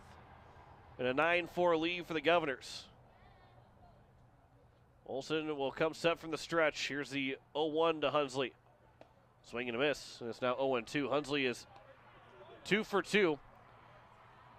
Excuse me, he's actually 1 for 2. With 2 RBIs so far. Reached on an error, which was going to drive in a run regardless. 0-2 pitch. Hunsley will swing and miss at that one. And there's now 2 down. Strikeout for out number 2. And that will bring up Brecken Kruger. Brings up number 5. And Brecken Kruger had a 2 RBI double in his last at-bats. Runner in scoring position and Lions at second. Zabel on at first. Here's the first pitch from Olson to Kruger. That one will miss just low and outside for ball 1.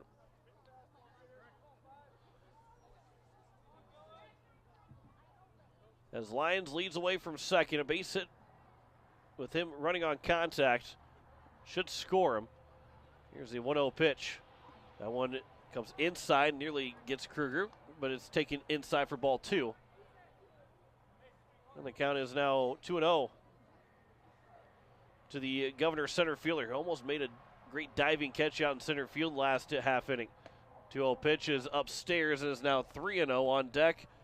As the top of the order in Lincoln Kienholz. Going to be looking for his second hit of the ball game. Here's the 3-1 pitch. Or excuse me, 3-0 pitch. And it's taken for ball 4. A 4-pitch walk. Walk to Kruger. Issued to Kruger. Going to bring up number 3. And the bases are now loaded. Lincoln Kienholz. For Lincoln Kienholz. A 5-run lead for the Governors. 9-4 here in the top of the fourth. And Kienholz is trying to get the Governors to double-digit runs again.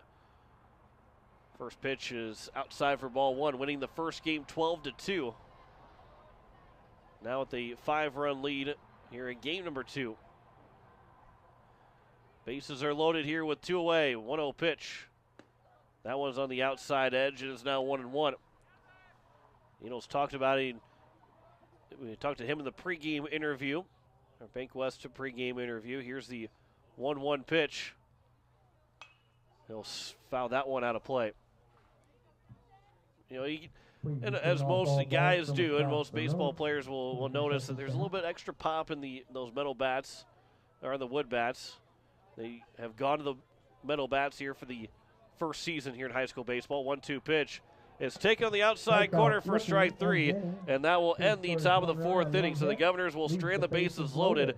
They do score a run, but they do strand the bases loaded here in the top of the fourth inning. 9-4 our score for the Pierre Governors over the Sturgis Scoopers as we head to the bottom of the fourth. Back in a minute. You're listening to Pierre Governor Baseball on KCCR and on YouTube at KCCR Sports. People helping people. Have you ever wondered what the benefits are of becoming a Owyhee Federal Credit Union member? At Owyhee Federal Credit Union, we reinvest profits in you. We do this in the form of lower interest rates, higher dividends, and low to no fees. So come check us out or come in at 221 East Pleasant Drive in Pierre, because at Owyhee Federal Credit Union, we treat our members like they own the place because, well, they do. Owyhee Federal Credit Union. Wondering what to do with the pitted and rutted drive? B&B Equipment will get you covered. Wanting to put something down the ground? B&B Equipment will put a hole in your project. Need to even up that property? B&B Equipment can fill that need. B&B Equipment can deliver all your gravel and material needs. B&B Equipment is here for all your excavation needs. Contact B&B Equipment, 224-6727. A contractor here for you. That's B&B Equipment, 224-6727. It is the bottom of the fourth inning, and the Pierre Governors, they lead at 9-4 over the Sturgis Scoopers. As Christian Bush on to his second inning of work, he retired all three batters in the third inning, although 2 runs did come into score in that bottom of the third. But he was not responsible for those 2. Actually, was responsible for one of those 2 runs that scored, as Spencer Kelly was tagged for 3 of the 4 runs that scored in the ball game. As here in the bottom of the fourth inning, it will be 8-9-1. Dawson Inhofer, Evan Stroud, and then back to the top of the order in Ridge Inhofer. So Dawson Inhofer will lead things off as we have gotten down to under 40 degrees, right at 40 degrees. Wind chill makes it feel like 34 outside. Not too bad of winds, though, 8 miles an hour here in Sturgis right now. Looks like everything seems to be okay. No snow or any rain in the forecast for the rest of the evening. Number 5, Dawson Inhofer. Dawson Inhofer, who was 0 for 1, reached on an error back in the second inning. He will lead things off here in the bottom of the fourth. First pitch from Christian Bush. It's taken upstairs for ball 1. So Christian Bush, his first appearance of the season after throwing 9 1/3 innings in the season in 2021. 1-0 pitch is taken on the outside edge for strike 1. The count's even at a ball and a strike. When you look at the Pierre Governor pitching staff, here's a 1-1 pitch. That one is popped foul and will get out of play, and it's now 1-2. You look at what came back from last year's team, and it is Brady Getz and Lincoln Keenels who had more than 10 innings pitched that all came back. And, of course, Getz was the Game 1 starter. Keenels not, he might be available to pitch tonight, but right now has not pitched in the 3 that have thrown here for the Governors. The count's now 2-2 as that one missed upstairs. But the likes of the graduation of Aaron Booth, who threw 15 2/3 innings, along with Elliott Life, as there's a strikeout for Christian Bush. Number 3, Evan Stroud. And there's one down here to open up the bottom of the fourth inning. And Evan Stroud will now come to the plate. But Elliott Life and Aaron Booth both threw 15 2/3 innings. Bennett Dean threw 14 2/3 of an inning, and Isaac Pollock threw 22 2/3 innings. All those guys graduated as that first pitch misses high for ball 1 to Stroud, who is 0 for 1. Flying out to the center fielder, Kruger. Here's the 1-0 pitch. That one's popped foul, and that will get out of play and over the top of the press box, and it's now 1-1. So just a lot of guys that, there are several guys that threw quite a bit. Jet Zabel threw 8 2/3. We mentioned Christian Bush, who threw 9 1/3. That were near getting 10 innings of work, but just not a whole lot of guys that got more than 10 innings that returned to this year's team. But there's still a lot of experience. Jackson Edmond threw a 7 1/3 inning. And of course, you talked about Jet Zabel, as the count's now 3-1, and Christian Bush, who's on the mound right now. And so, where you look at what the Governors have coming back hitting-wise, there's a lot of good hitters coming back, but not as many pitchers. That one's a chopper to third base. Matt Hansen will field. The throw to first is in time. And there's now 2 quickly down here in the bottom of the 4th inning. Number 2. Gonna bring up And it's back to the top of the order for Rich Inhofer. So a lot of innings open for a lot of guys to take. Matt Hansen threw 7 1/3 innings as well. Jaden Wiebe, who is not here this weekend, we'll see him play quite a bit. He'll be a big part of this Pierre Governor team as well. First pitch is taken for strike 1 to Ridge Inhofer. But it's just a fantastic opportunity for a lot of guys to pick up a lot of innings pitch, where Brady Getz and Lincoln Keenels were the only 2 guys that are coming back with a lot of innings thrown last year. You saw a lot more guys throw. Matt Hansen picked up a few more innings in summer ball, and a lot of guys threw Junior Legion as well. That one comes in, nearly hits Inhofer. It's now 2-1. And that's the beauty of what high school and Legion baseball can do. As that one's out towards center field, Brecken Kruger starting to go back, comes in, makes the catch, and it's a 1-2-3 inning. We'll continue that conversation into the top of the 5th inning. A 1-2-3 inning for Christian Bush on the mound. Back in a minute with the Governors leading 9-4 over Sturgis after 4 innings. You're listening to Pierre Governor Baseball on KCCR and on YouTube at KCCR Sports. Wagner Auto Company is your complete transportation headquarters. You'll find a great selection of quality new Buick, GMC, Chrysler, Dodge, Ram, and Jeep vehicles, plus a great selection of quality pre-owned and certified pre-owned vehicles. They'll take good care of you after the sale with a full-service parts and body shop, along with a friendly financing team that'll do their best to get you into your next new or pre-owned vehicle with financing that fits your budget. Wagner Auto is your local, family-owned, full-service dealership in Pierre. WagnerAuto.com. That's WagnerAuto.com.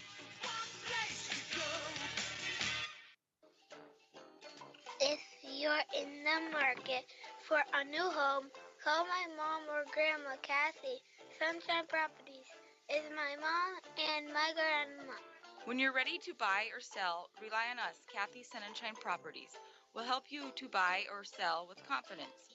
When you're out and about, stop and see us at our new location on the corner of Capitol and Central here in Pierre. As we welcome you back here, top of the 5th inning, the Pierre Governors, they lead it 9-4 over the Sturgis Scoopers. John Wickler here on this Friday evening, as it will be the 2, 3, and 4 open up the 5th inning. Matt Hansen, Gary Nedven, Spencer Lettler to hit for the Governors, as Kelton Olson is into his 2nd inning of work. Matt Hansen, 0 for 2 so far.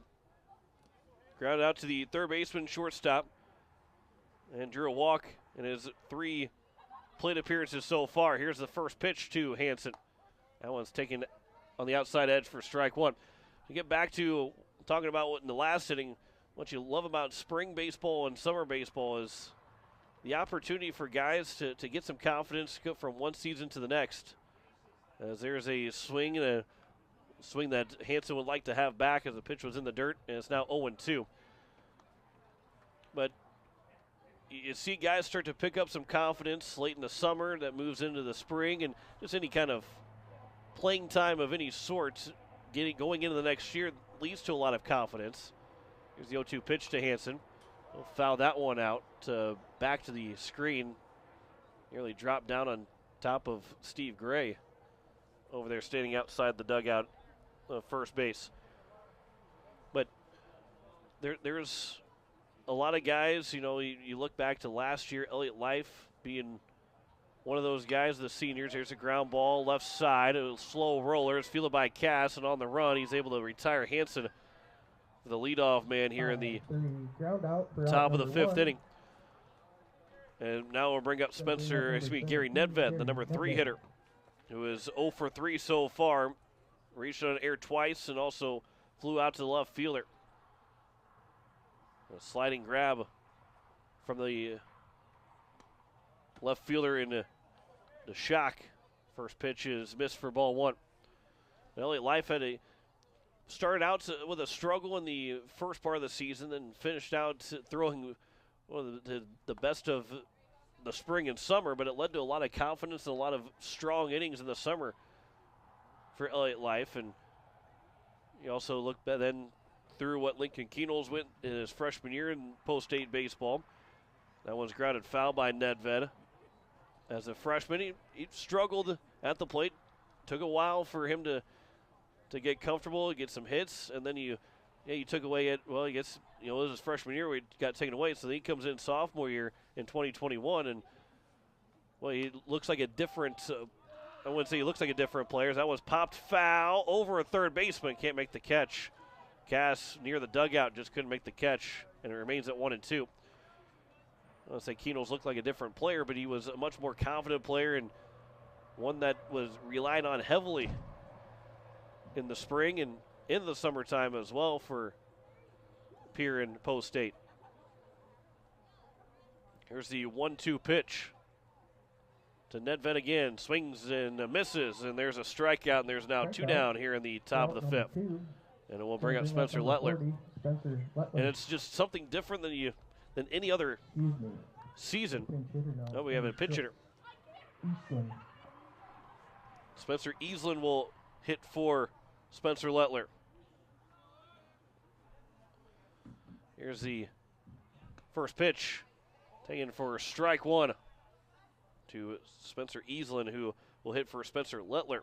His first opportunity to hit here for the Pierre Governors. 0-1 pitch, swing and a miss. Good cut there from Easlin, but the count's now 0-2. I appreciate Jacob Mayer, Drew McIntyre back at the studio right now, where it's nice and warm, the KCCR studio. That one's flown out to shallow center field. That's going to get down for a base hit. Spencer Easlin in his first at-bat with the Pierre Governors gets a base hit. Probably didn't feel too good in the hands, but probably feels a lot better, though, that he got a base hit off of it. And it'll bring up John Lyons. And John Lyons comes to the plate with a runner on first base and two away.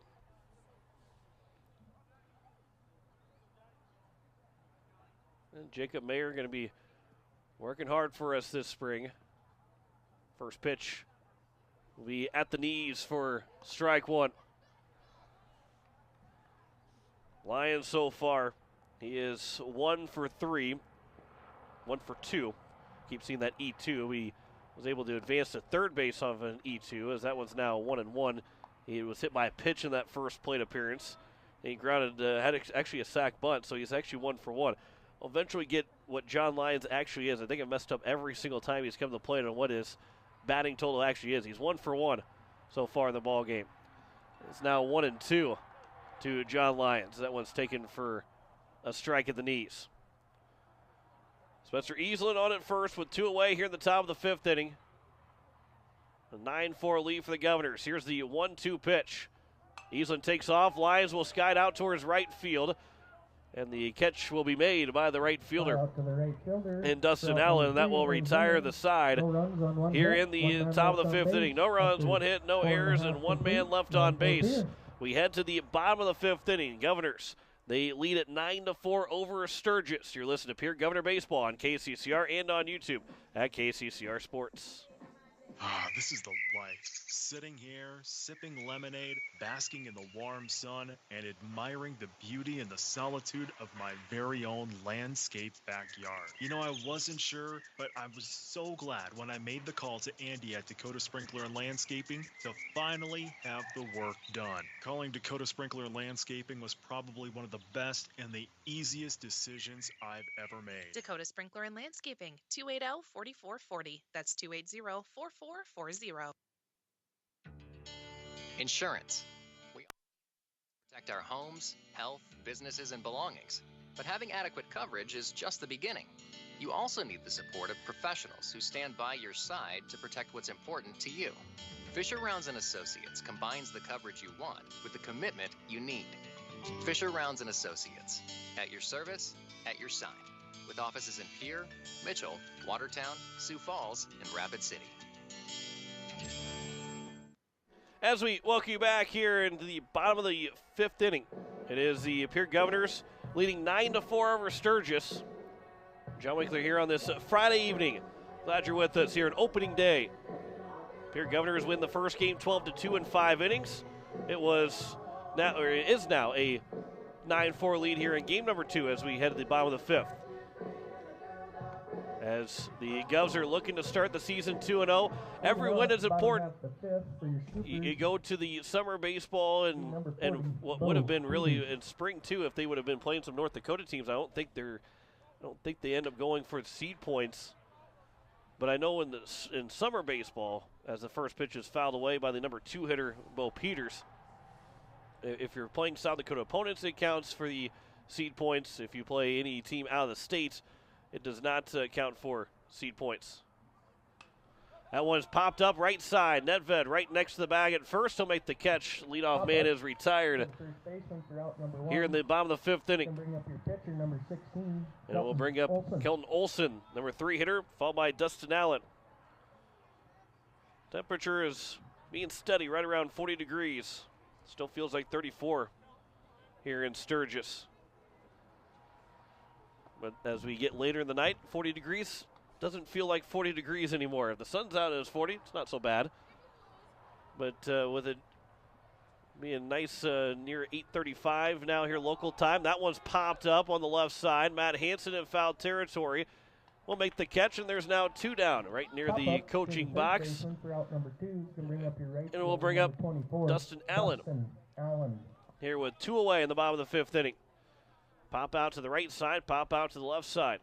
We got pop outs here in the middle of the field from Dustin Allen to even things out in a 1-2-3 inning for Christian Bush. Here's the first pitch from Bush to Allen. That one will miss low for ball 1.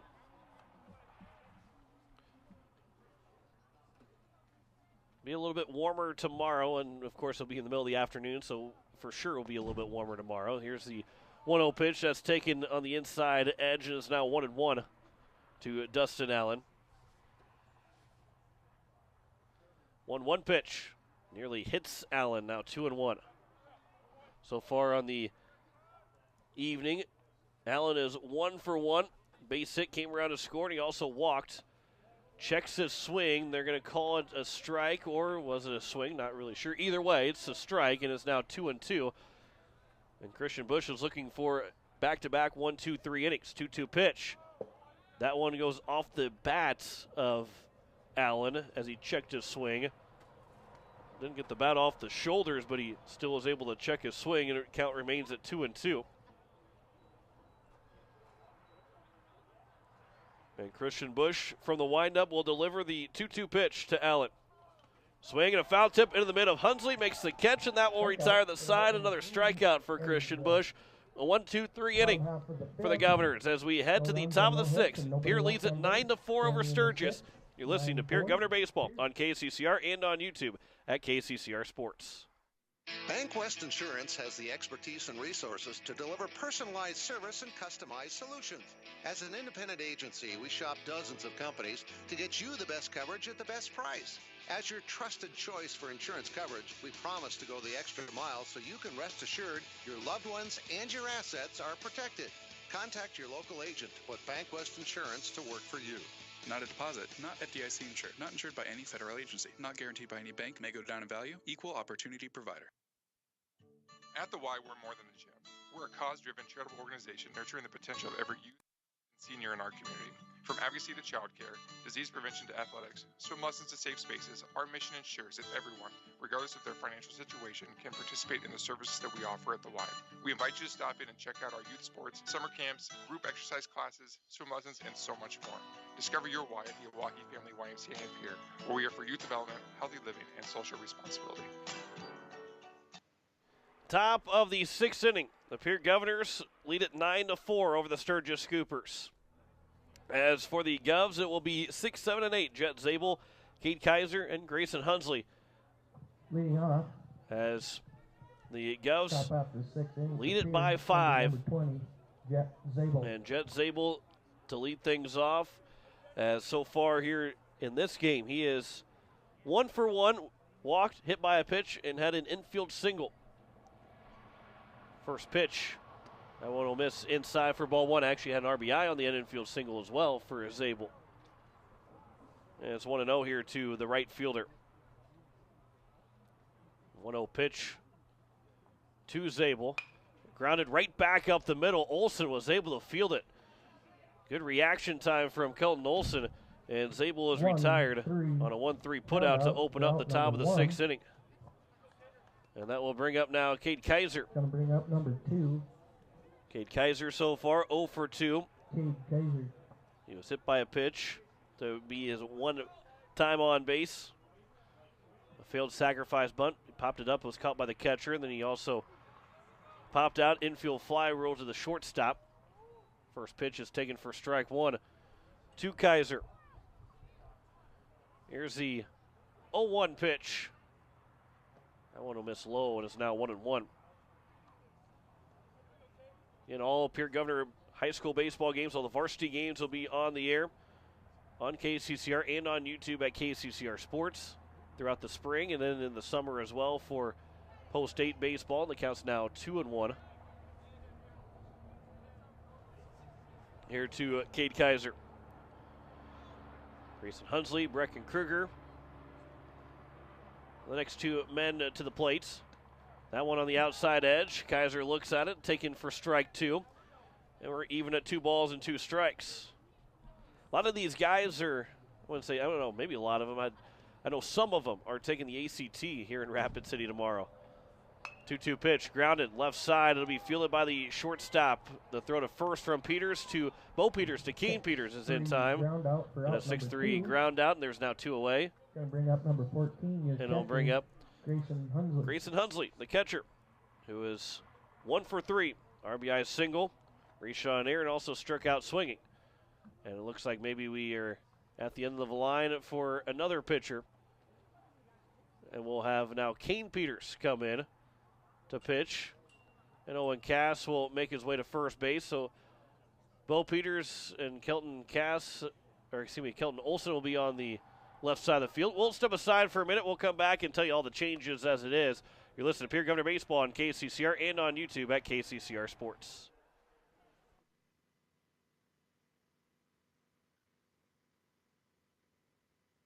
Building a home. It's the biggest investment most of us make in a lifetime.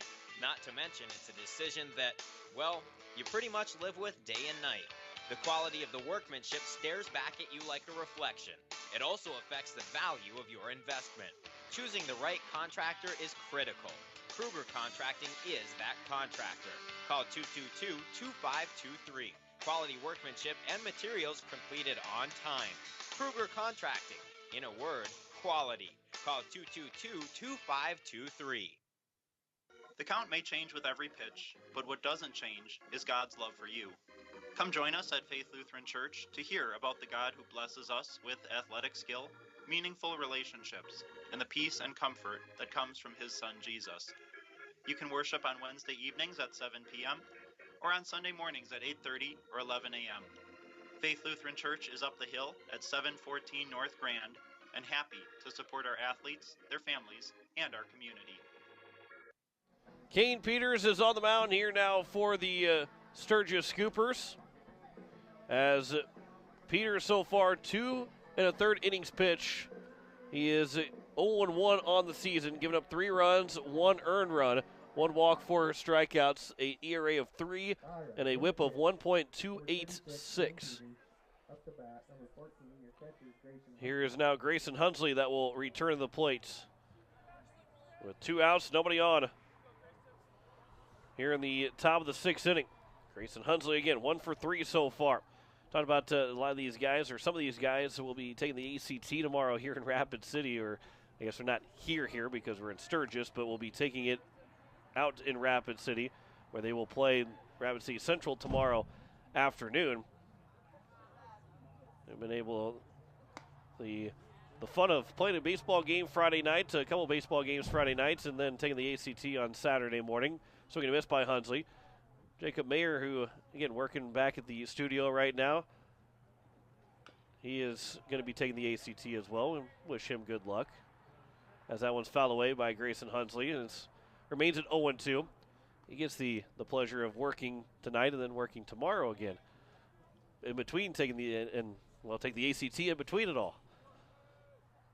So he's got to get home and get some rest after we're done with the doubleheader here. That one's back up the middle to be fielded by Kane Peters at short. The throw to first. Cass can't dig it out cleanly. And Grayson Hunsley will reach first. And the inning will continue here in the top of the sixth. It'll be an E6. And Brecken Kruger now will come to the plate with 2 away and a runner on first. And the Governors will look to try and make them pay again here with another error. It is the 5th error of the ball game by the Sturgis Scoopers. First pitch taken for strike 1. Kruger is 1 for 2.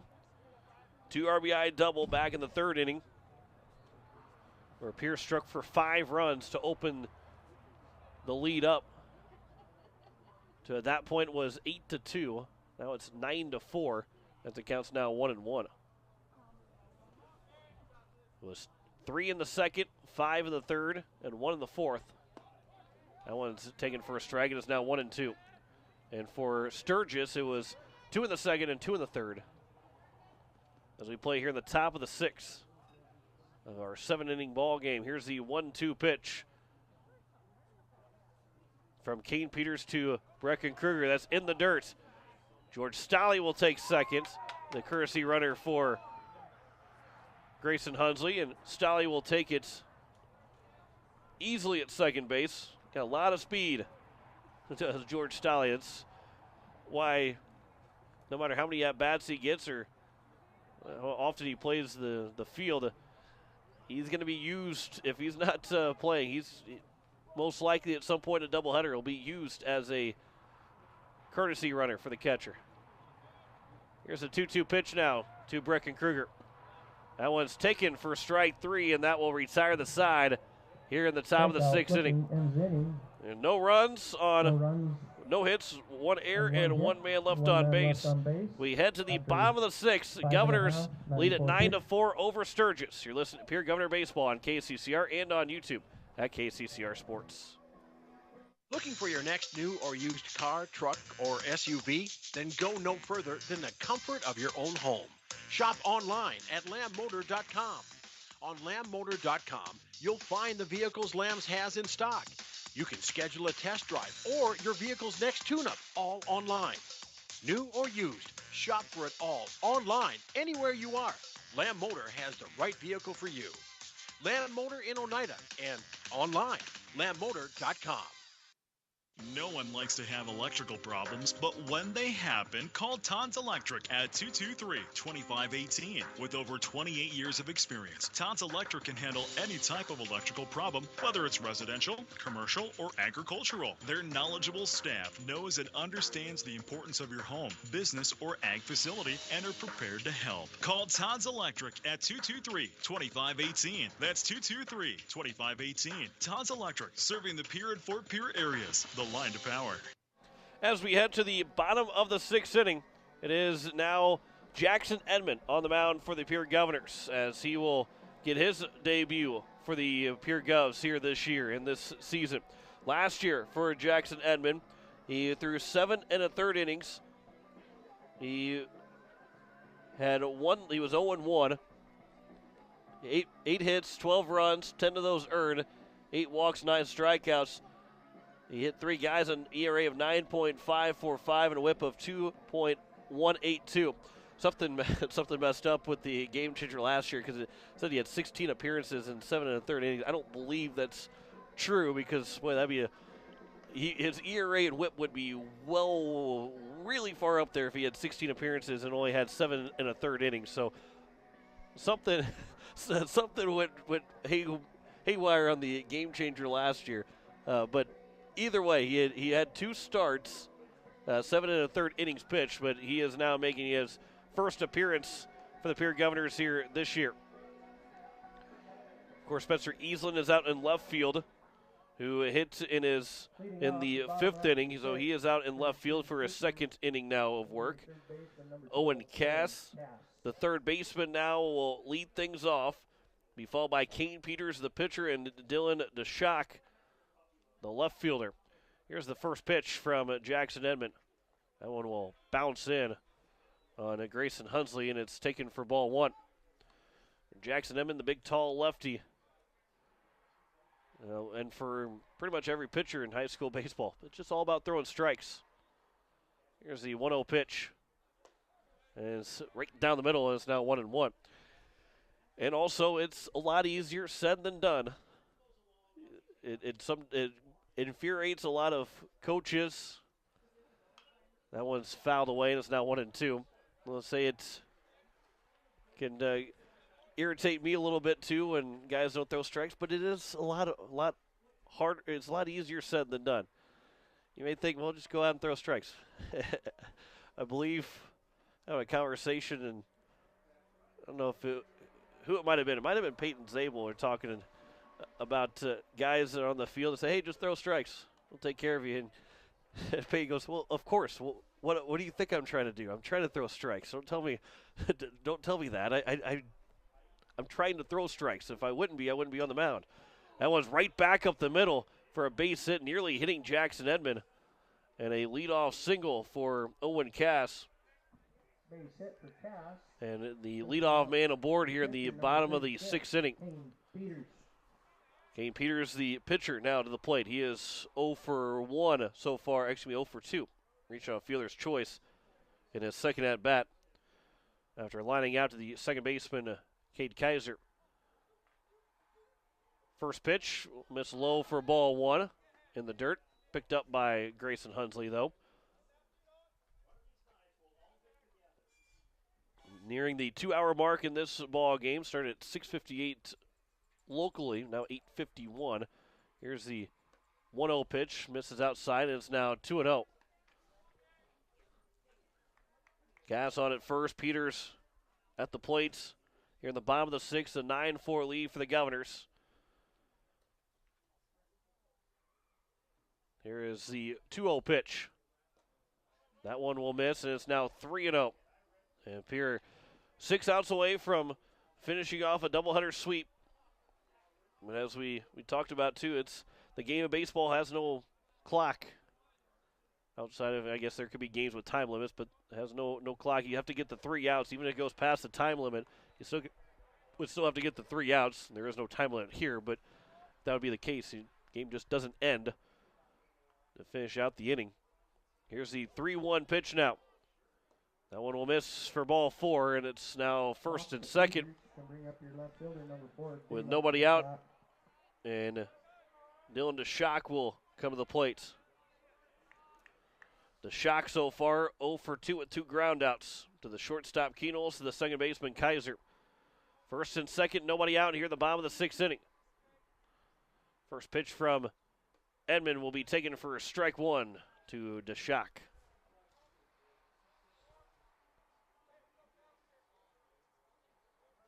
Governors are playing straight away. Wind's starting to die down just a little bit. The runner takes off for a third. The throw to third base. They don't get him at third because Hansen didn't catch it. They would have had him, but was not caught cleanly over at third base, and it's now second and third. Taking second base well after the play basically happened was Peters. So it's now second and third with nobody outs. Here's the 0-1 pitch. That one's taken for a strike, and it's now 0-2. Again, with a 5-run lead, while you'd love to have gotten that out over at third base, just go out and go after the hitter. Don't have to worry about those guys at second and third base. Here's the 0-2 pitch. Swing and a miss, and there's a strikeout for Jackson Edmond. First man retired here in the inning. And I'll bring up Dawson Inhofer, the second baseman here in game 2 for the Sturgis Scoopers. One down here in the bottom of the 6th. First pitch from the big left-hander, Edmond. That one will miss low for a ball 1. He fell off the mound and didn't get the right footing on that first pitch from Edmond. Expect for Jackson Edmond, opportunity maybe be an all-state basketball player next year. That one will get to the backstop on the pitch that went inside, and it's now a 9-5 ball game. And a wild pitch will make it a 9-5 game, and runner on third base now. Kane Peters moves up 90 feet A 4-run lead here for the Governors. Count is 2-0. As well to the number 8 hitter, Dawson Inhofer. Evan Stroud, the catcher, is on deck. Here's the 2-0 pitch. Comes inside and is now 3-0. On deck again, Evan Stroud, the number 9 hitter, then goes back to the top of the order with Ridge Inhofer. Here's the 3-0 pitch. Right down the middle, taking it all the way was Inhofer, and it's now 3-1.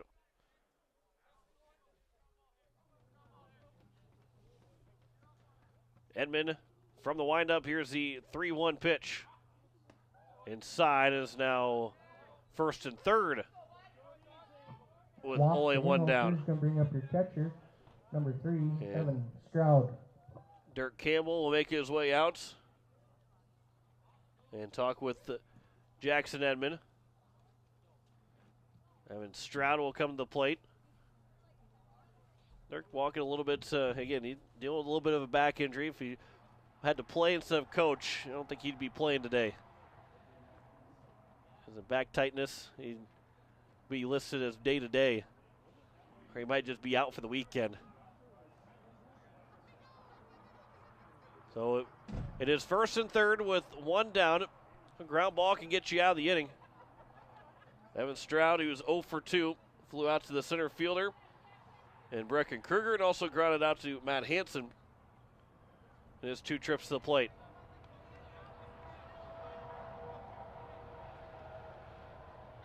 Runners are at the corners here with one down. In the bottom of the 6th, a 4-run lead for the Governors. First pitch from Edmond to Stroud. Taken for strike 1. Sturgis, in their last win, which was against Harrisburg, they've lost 2 in a row right now, sitting at 2-3. Their last win was against Harrisburg. They scored 3 runs in the bottom of the 7th to pick up a win and split with Harrisburg. A 1 pitch is out towards right center field. Moving over, the catch will be made by Zabel. Tagging and scoring from third will be Peters. And there's now 2 down, but a 9-6 game and a sac fly RBI from Evan Stroud to bring up Ridge Inhofer, the top of the order. They get the second out, but a sac fly scores a run as he got out to the right fielder in Jet Zabel. So 2 away.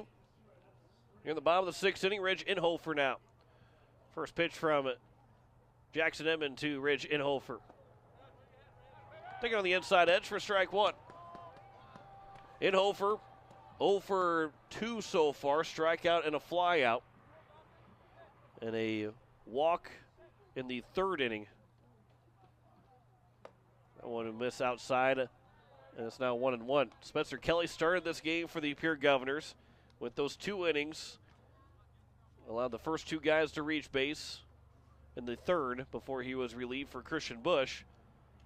And Jackson Edmond started this inning here for the Governors, as the count is now 2-1 to Inhofer. 2 runs have scored here so far in the 6th inning. Here's the 2-1 pitch from Edmond to Inhofer. Grounded up the middle, high chopper. Kaiser will field. The throw is going to be a quick one. It is to retire Inhofer at first. A good play from Cade Kaiser. And that will retire the side here in the bottom of the 6th inning. 6-3 ground out. 2-run score in the inning. There was 2 runs on 1 hit. 1 hit, no errors, and 1 man left on base. We head to the 7th. The Pierre Governors lead it 9-6 over the Sturgis Scoopers. Back in a minute, your list of Pierre Governor baseball on KCCR and on YouTube at KCCR Sports. It takes hard work to reach goals. It's a truth that applies to more than just sports. It also goes for your financial goals. You work hard for your money. You deserve an investment strategy that lines up with your game plan. Your local Edward Jones financial advisor can help. If your investments aren't getting you closer to the win, visit edwardjones.com or stop by your local Pierre area Edward Jones office for a financial review. Edward Jones, making sense of investing. Member SIPC. When you're in the need for high-quality replacement auto parts, look no further than Zander Auto Parts and Machine Shop in Pierre. Zander's has been servicing the Pierre area for over 40 years. Their professional parts techs can get you the parts you need and get you back on the road. Stop by Zander Auto Parts and Machine Shop at 500 West Sioux in Pierre or call 224-9221. Zander's, your source for domestic and foreign auto parts and accessories. It is the top of the 7th inning, and the Pierre Governors lead at 9-6. Maybe looking for some added insurance in this top of the 7th. John Winkler here as we are rolling up to 9 o'clock Central, or excuse me, 9 o'clock Mountain Time, 10 o'clock Central Time, as you are listening to KCCR Pierre, a Riverfront broadcasting station. Top of the order for the Pierre Governors. Lincoln Keno's will be followed by Matt Hansen and Gary Nedven. Spencer Easlin came in for Spencer Lettler, so he would be up to the plate if anybody reaches base here in the top of the 7th inning. Here's the first pitch from Peters to Keno's. Misses for ball 1. The Governors are now 3 outs away, though they can add insurance before they get to that opportunity to get those last 3 outs. But starting the season at 2-0 before they take on Rapid City Central tomorrow in a game where they will probably, they want to finish the weekend strong.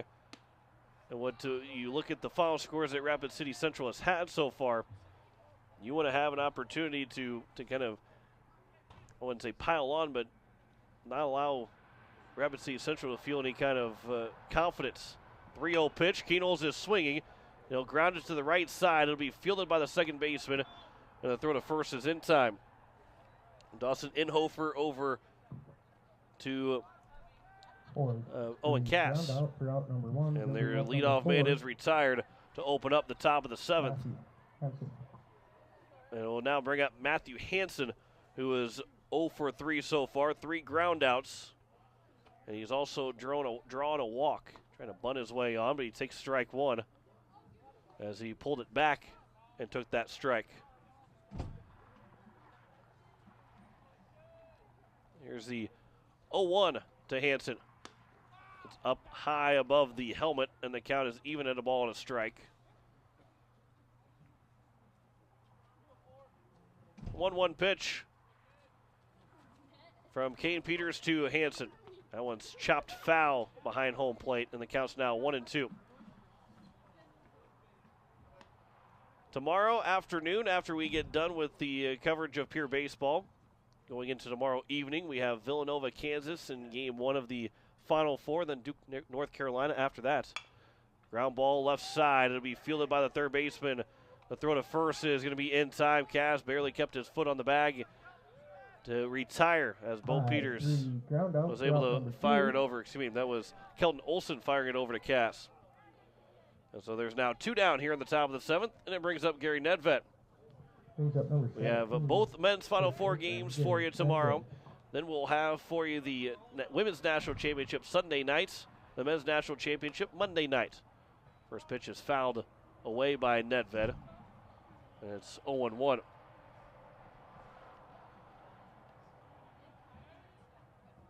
We move into Thursday next week and the Frozen Four. We'll have it for you starting at 3:45. That pitch is at the letters and is now 0-2. A lot of sports on KCCR. We'll have plenty of baseball, of Pierre Governor High School baseball. We'll have next Sunday night our first Sunday night baseball broadcast, Major League broadcast, as that one misses. And it's now 1-2 to Nedven. It's nice to have Major League Baseball returning next Thursday. 1-2 pitch, just a bit outside again. It's now 2-2. After what we thought maybe wouldn't even have much of a season for Major League Baseball. Here's a 2-2 pitch. Upstairs, Nedven was able to hold back in time and is now 3-2. From 0-2 to 3-2. Spencer Easlin is on deck. He would get his second opportunity at the plate if Nedven is able to reach base. 3-2 pitch. Just a bit outside. Nedven draws a 2-out walk, and the inning is still alive as Nedven reached base for the third time in this game and for the seventh time overall in the doubleheader. And here is Spencer Easlin. Singled in his first at bat. He is 1 for 1 as a Pierre Governor. First pitch to Easlin, taking it on the outside edge for strike one. Due up in the bottom of the seventh, it is 2, 3, and 4. Bo Peters, Kelton Olson, and Dustin Allen, who right now will need a 3-run comeback to at least force extra innings. Easlin takes a big cut and is now 0-2.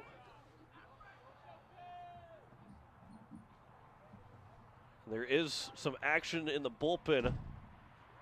Maybe Lincoln Keenel's getting warmed up to try and maybe close it out. Here's the 0-2 pitch to Easlin outside, and it's now 1-2.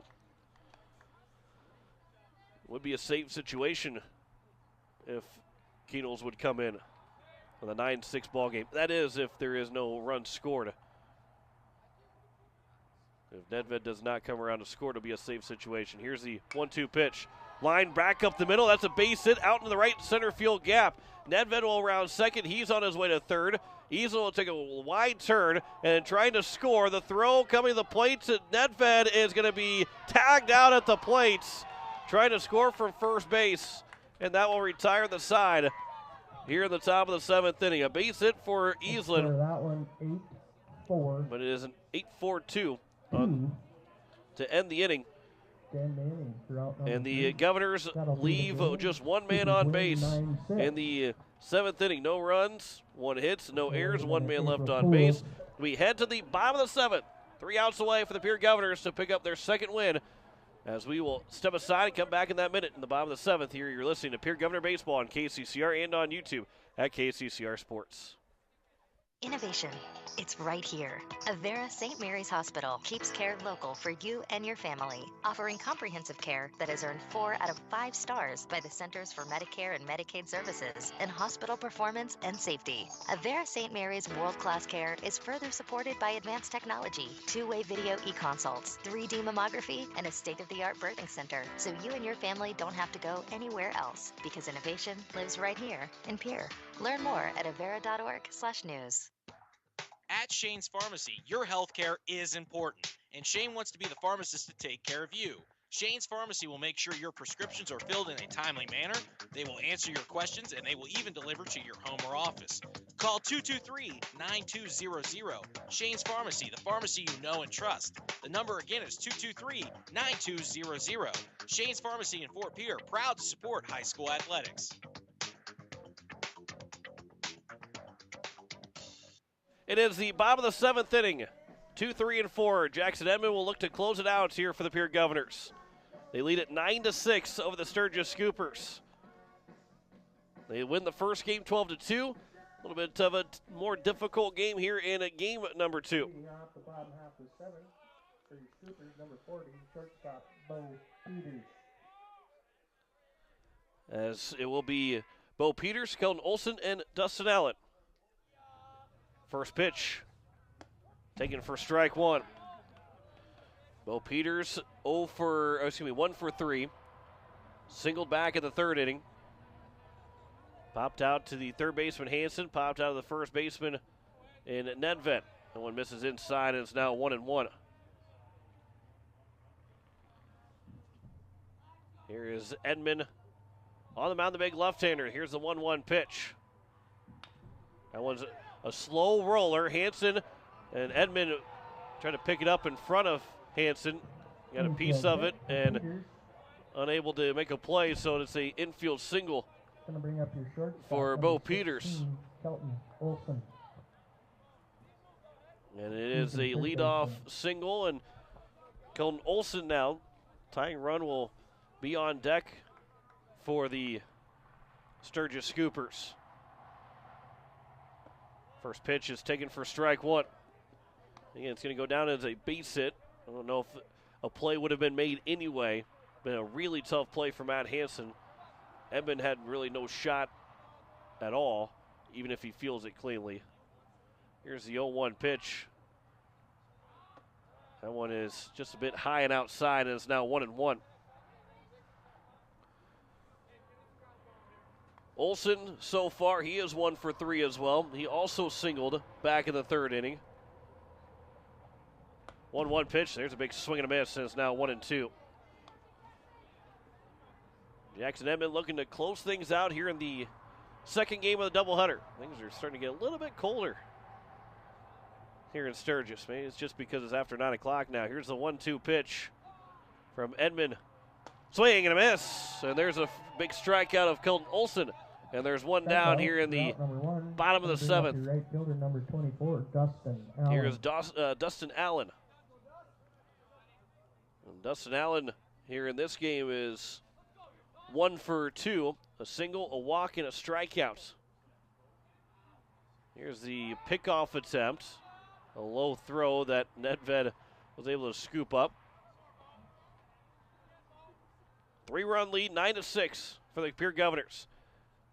Scored 3 in the second, 5 in the third, and 1 in the fourth. They're held scoreless in the fifth, sixth, and seventh as the first pitch is upstairs for ball 1. 2 in the second, 2 in the third, and 2 in the sixth for the Sturgis Scoopers. Here's the 1-0 pitch from Edmond. That one misses outside, and it's now 2-0 to Dustin Allen. I think maybe Lincoln Keenels would be the guy that would come in if Edmond isn't able to finish the job, but I think Edmond's got all the confidence in the world to get this one done. Here's a slow chopper that will roll foul, picked up by Hunsley, and it's now 2-1.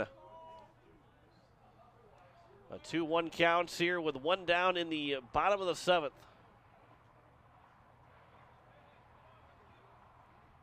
And Dustin Allen will retrieve the bat, looking to pick up a base hit, reach base to try and extend this for the Scoopers. They're down to their final 2 outs here in the doubleheader. 2-1 pitch. That one is grounded right side. That's through for a base hit. And is now first and second. And the tying run will make its way to the plate. Going to bring up your first baseman, number 12, Owen Cass will be the man that will step to the plate right now. With runners at first and second, with one down here in the bottom of the seventh inning. And Owen Cass has an opportunity to pick up a big base hit. Sturgis not going away quietly here in game number 2. First pitch is taken for strike 1. Cass tonight's here in game 2. He is 3 for 3, double and 2 singles. Not been retired. The 0-1 pitch. That one's fouled off the mid of Hunsley, and it's now 0-2. Be bigger than a strikeout here for Jackson Edmond.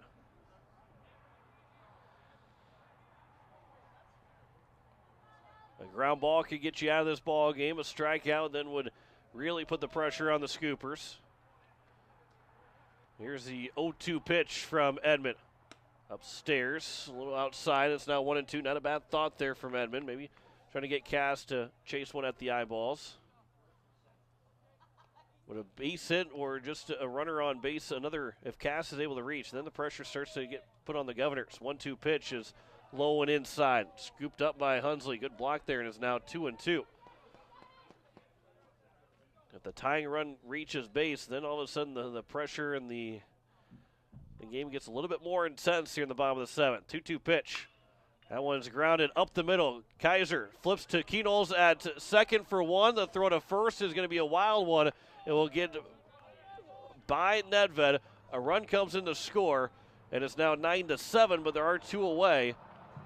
Cass will reach on, will be scored a fielder's choice, and then an error charge to Keenels. So a run comes in.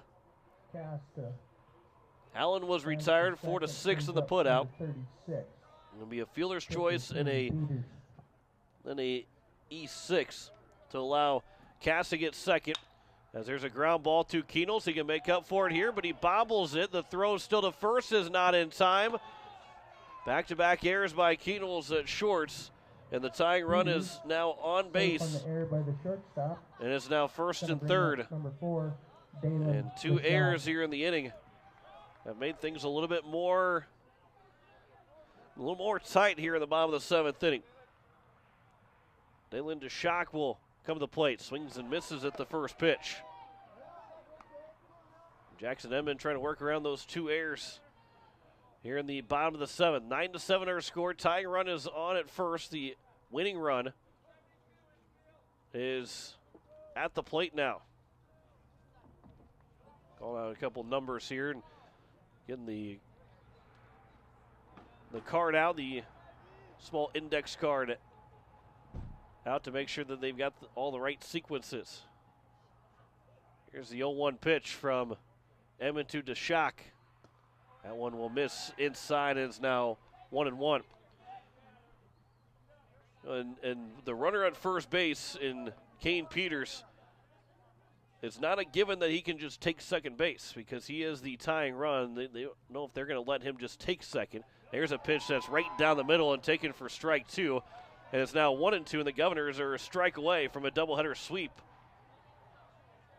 of the Sturgis Scoopers. Edmond peers in, gets the sign, comes set, 1-2 pitch. Misses just low, and it's now 2-2. The Deuces are wild one more time here tonight. 2 on, 2 out, a 2-2 pitch. Here in the bottom of the seventh, in a 2-run game. 2-2 on its way. Chopper. Kaiser will field. He'll flip it to Keenel standing on the bag at second. And the Governors will take up game number 2 with a 9-7 win on a 4-6 putout to finish the win off. A 9-7 win for the Pierre Governors over the Sturgis Scoopers. We'll take a 30-second break, come back with a post-game show. You're listening to Pierre Governor Baseball on KCCR and on YouTube at KCCR Sports. Fertig Electric has a long history of doing electrical work the right way. Economical service, professional work, and customer satisfaction is why they can say that. Fertig Electric can do residential, farm, and commercial projects. Doesn't matter if they are charged with new construction or a remodel project, they get it conducted. Contact the staff at Fertig Electric at 224-8684. They can light a spark into your next project. Fertig Electric, 224-8684.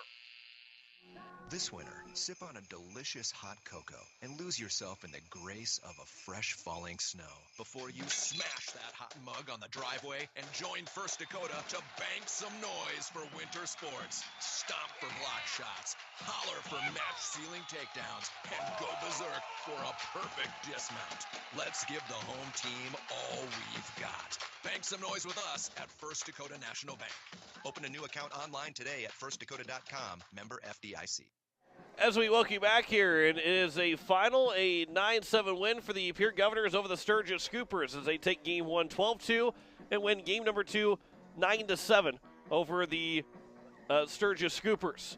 As we have a quick post-game show, the Governors scored 3 runs in the second, 5 in the third, another run in the fourth inning to pick up those 9 runs. As we actually have a quick conversation here with Ryan Kruger before we get things all the way wrapped up. And Coach, 2 wins. That's a good start for your team. Yeah, we'll take it. That's what we were hoping for when we came out, and that's what we walked away with. So that's a good start for us. And game got a little closer at the end of that than probably what you'd like, but good resiliency from Jackson Edmond.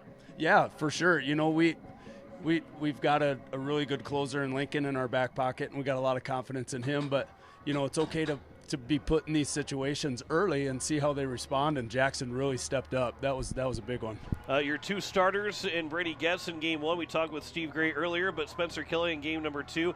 Those are your guys that have been kind of working all winter and deserve to be that 1 and 2 starter. They both showed why they deserve to be 1 and 2 starters. Oh man, you're not kidding. You can really see the work those boys have put in. Not being in a winter sport, those guys have been taking care of their arm and getting ready to pitch since right after Christmas. So those guys were further along than everybody else, so we were glad to see them come out and really perform. Brady, man, he was lights out.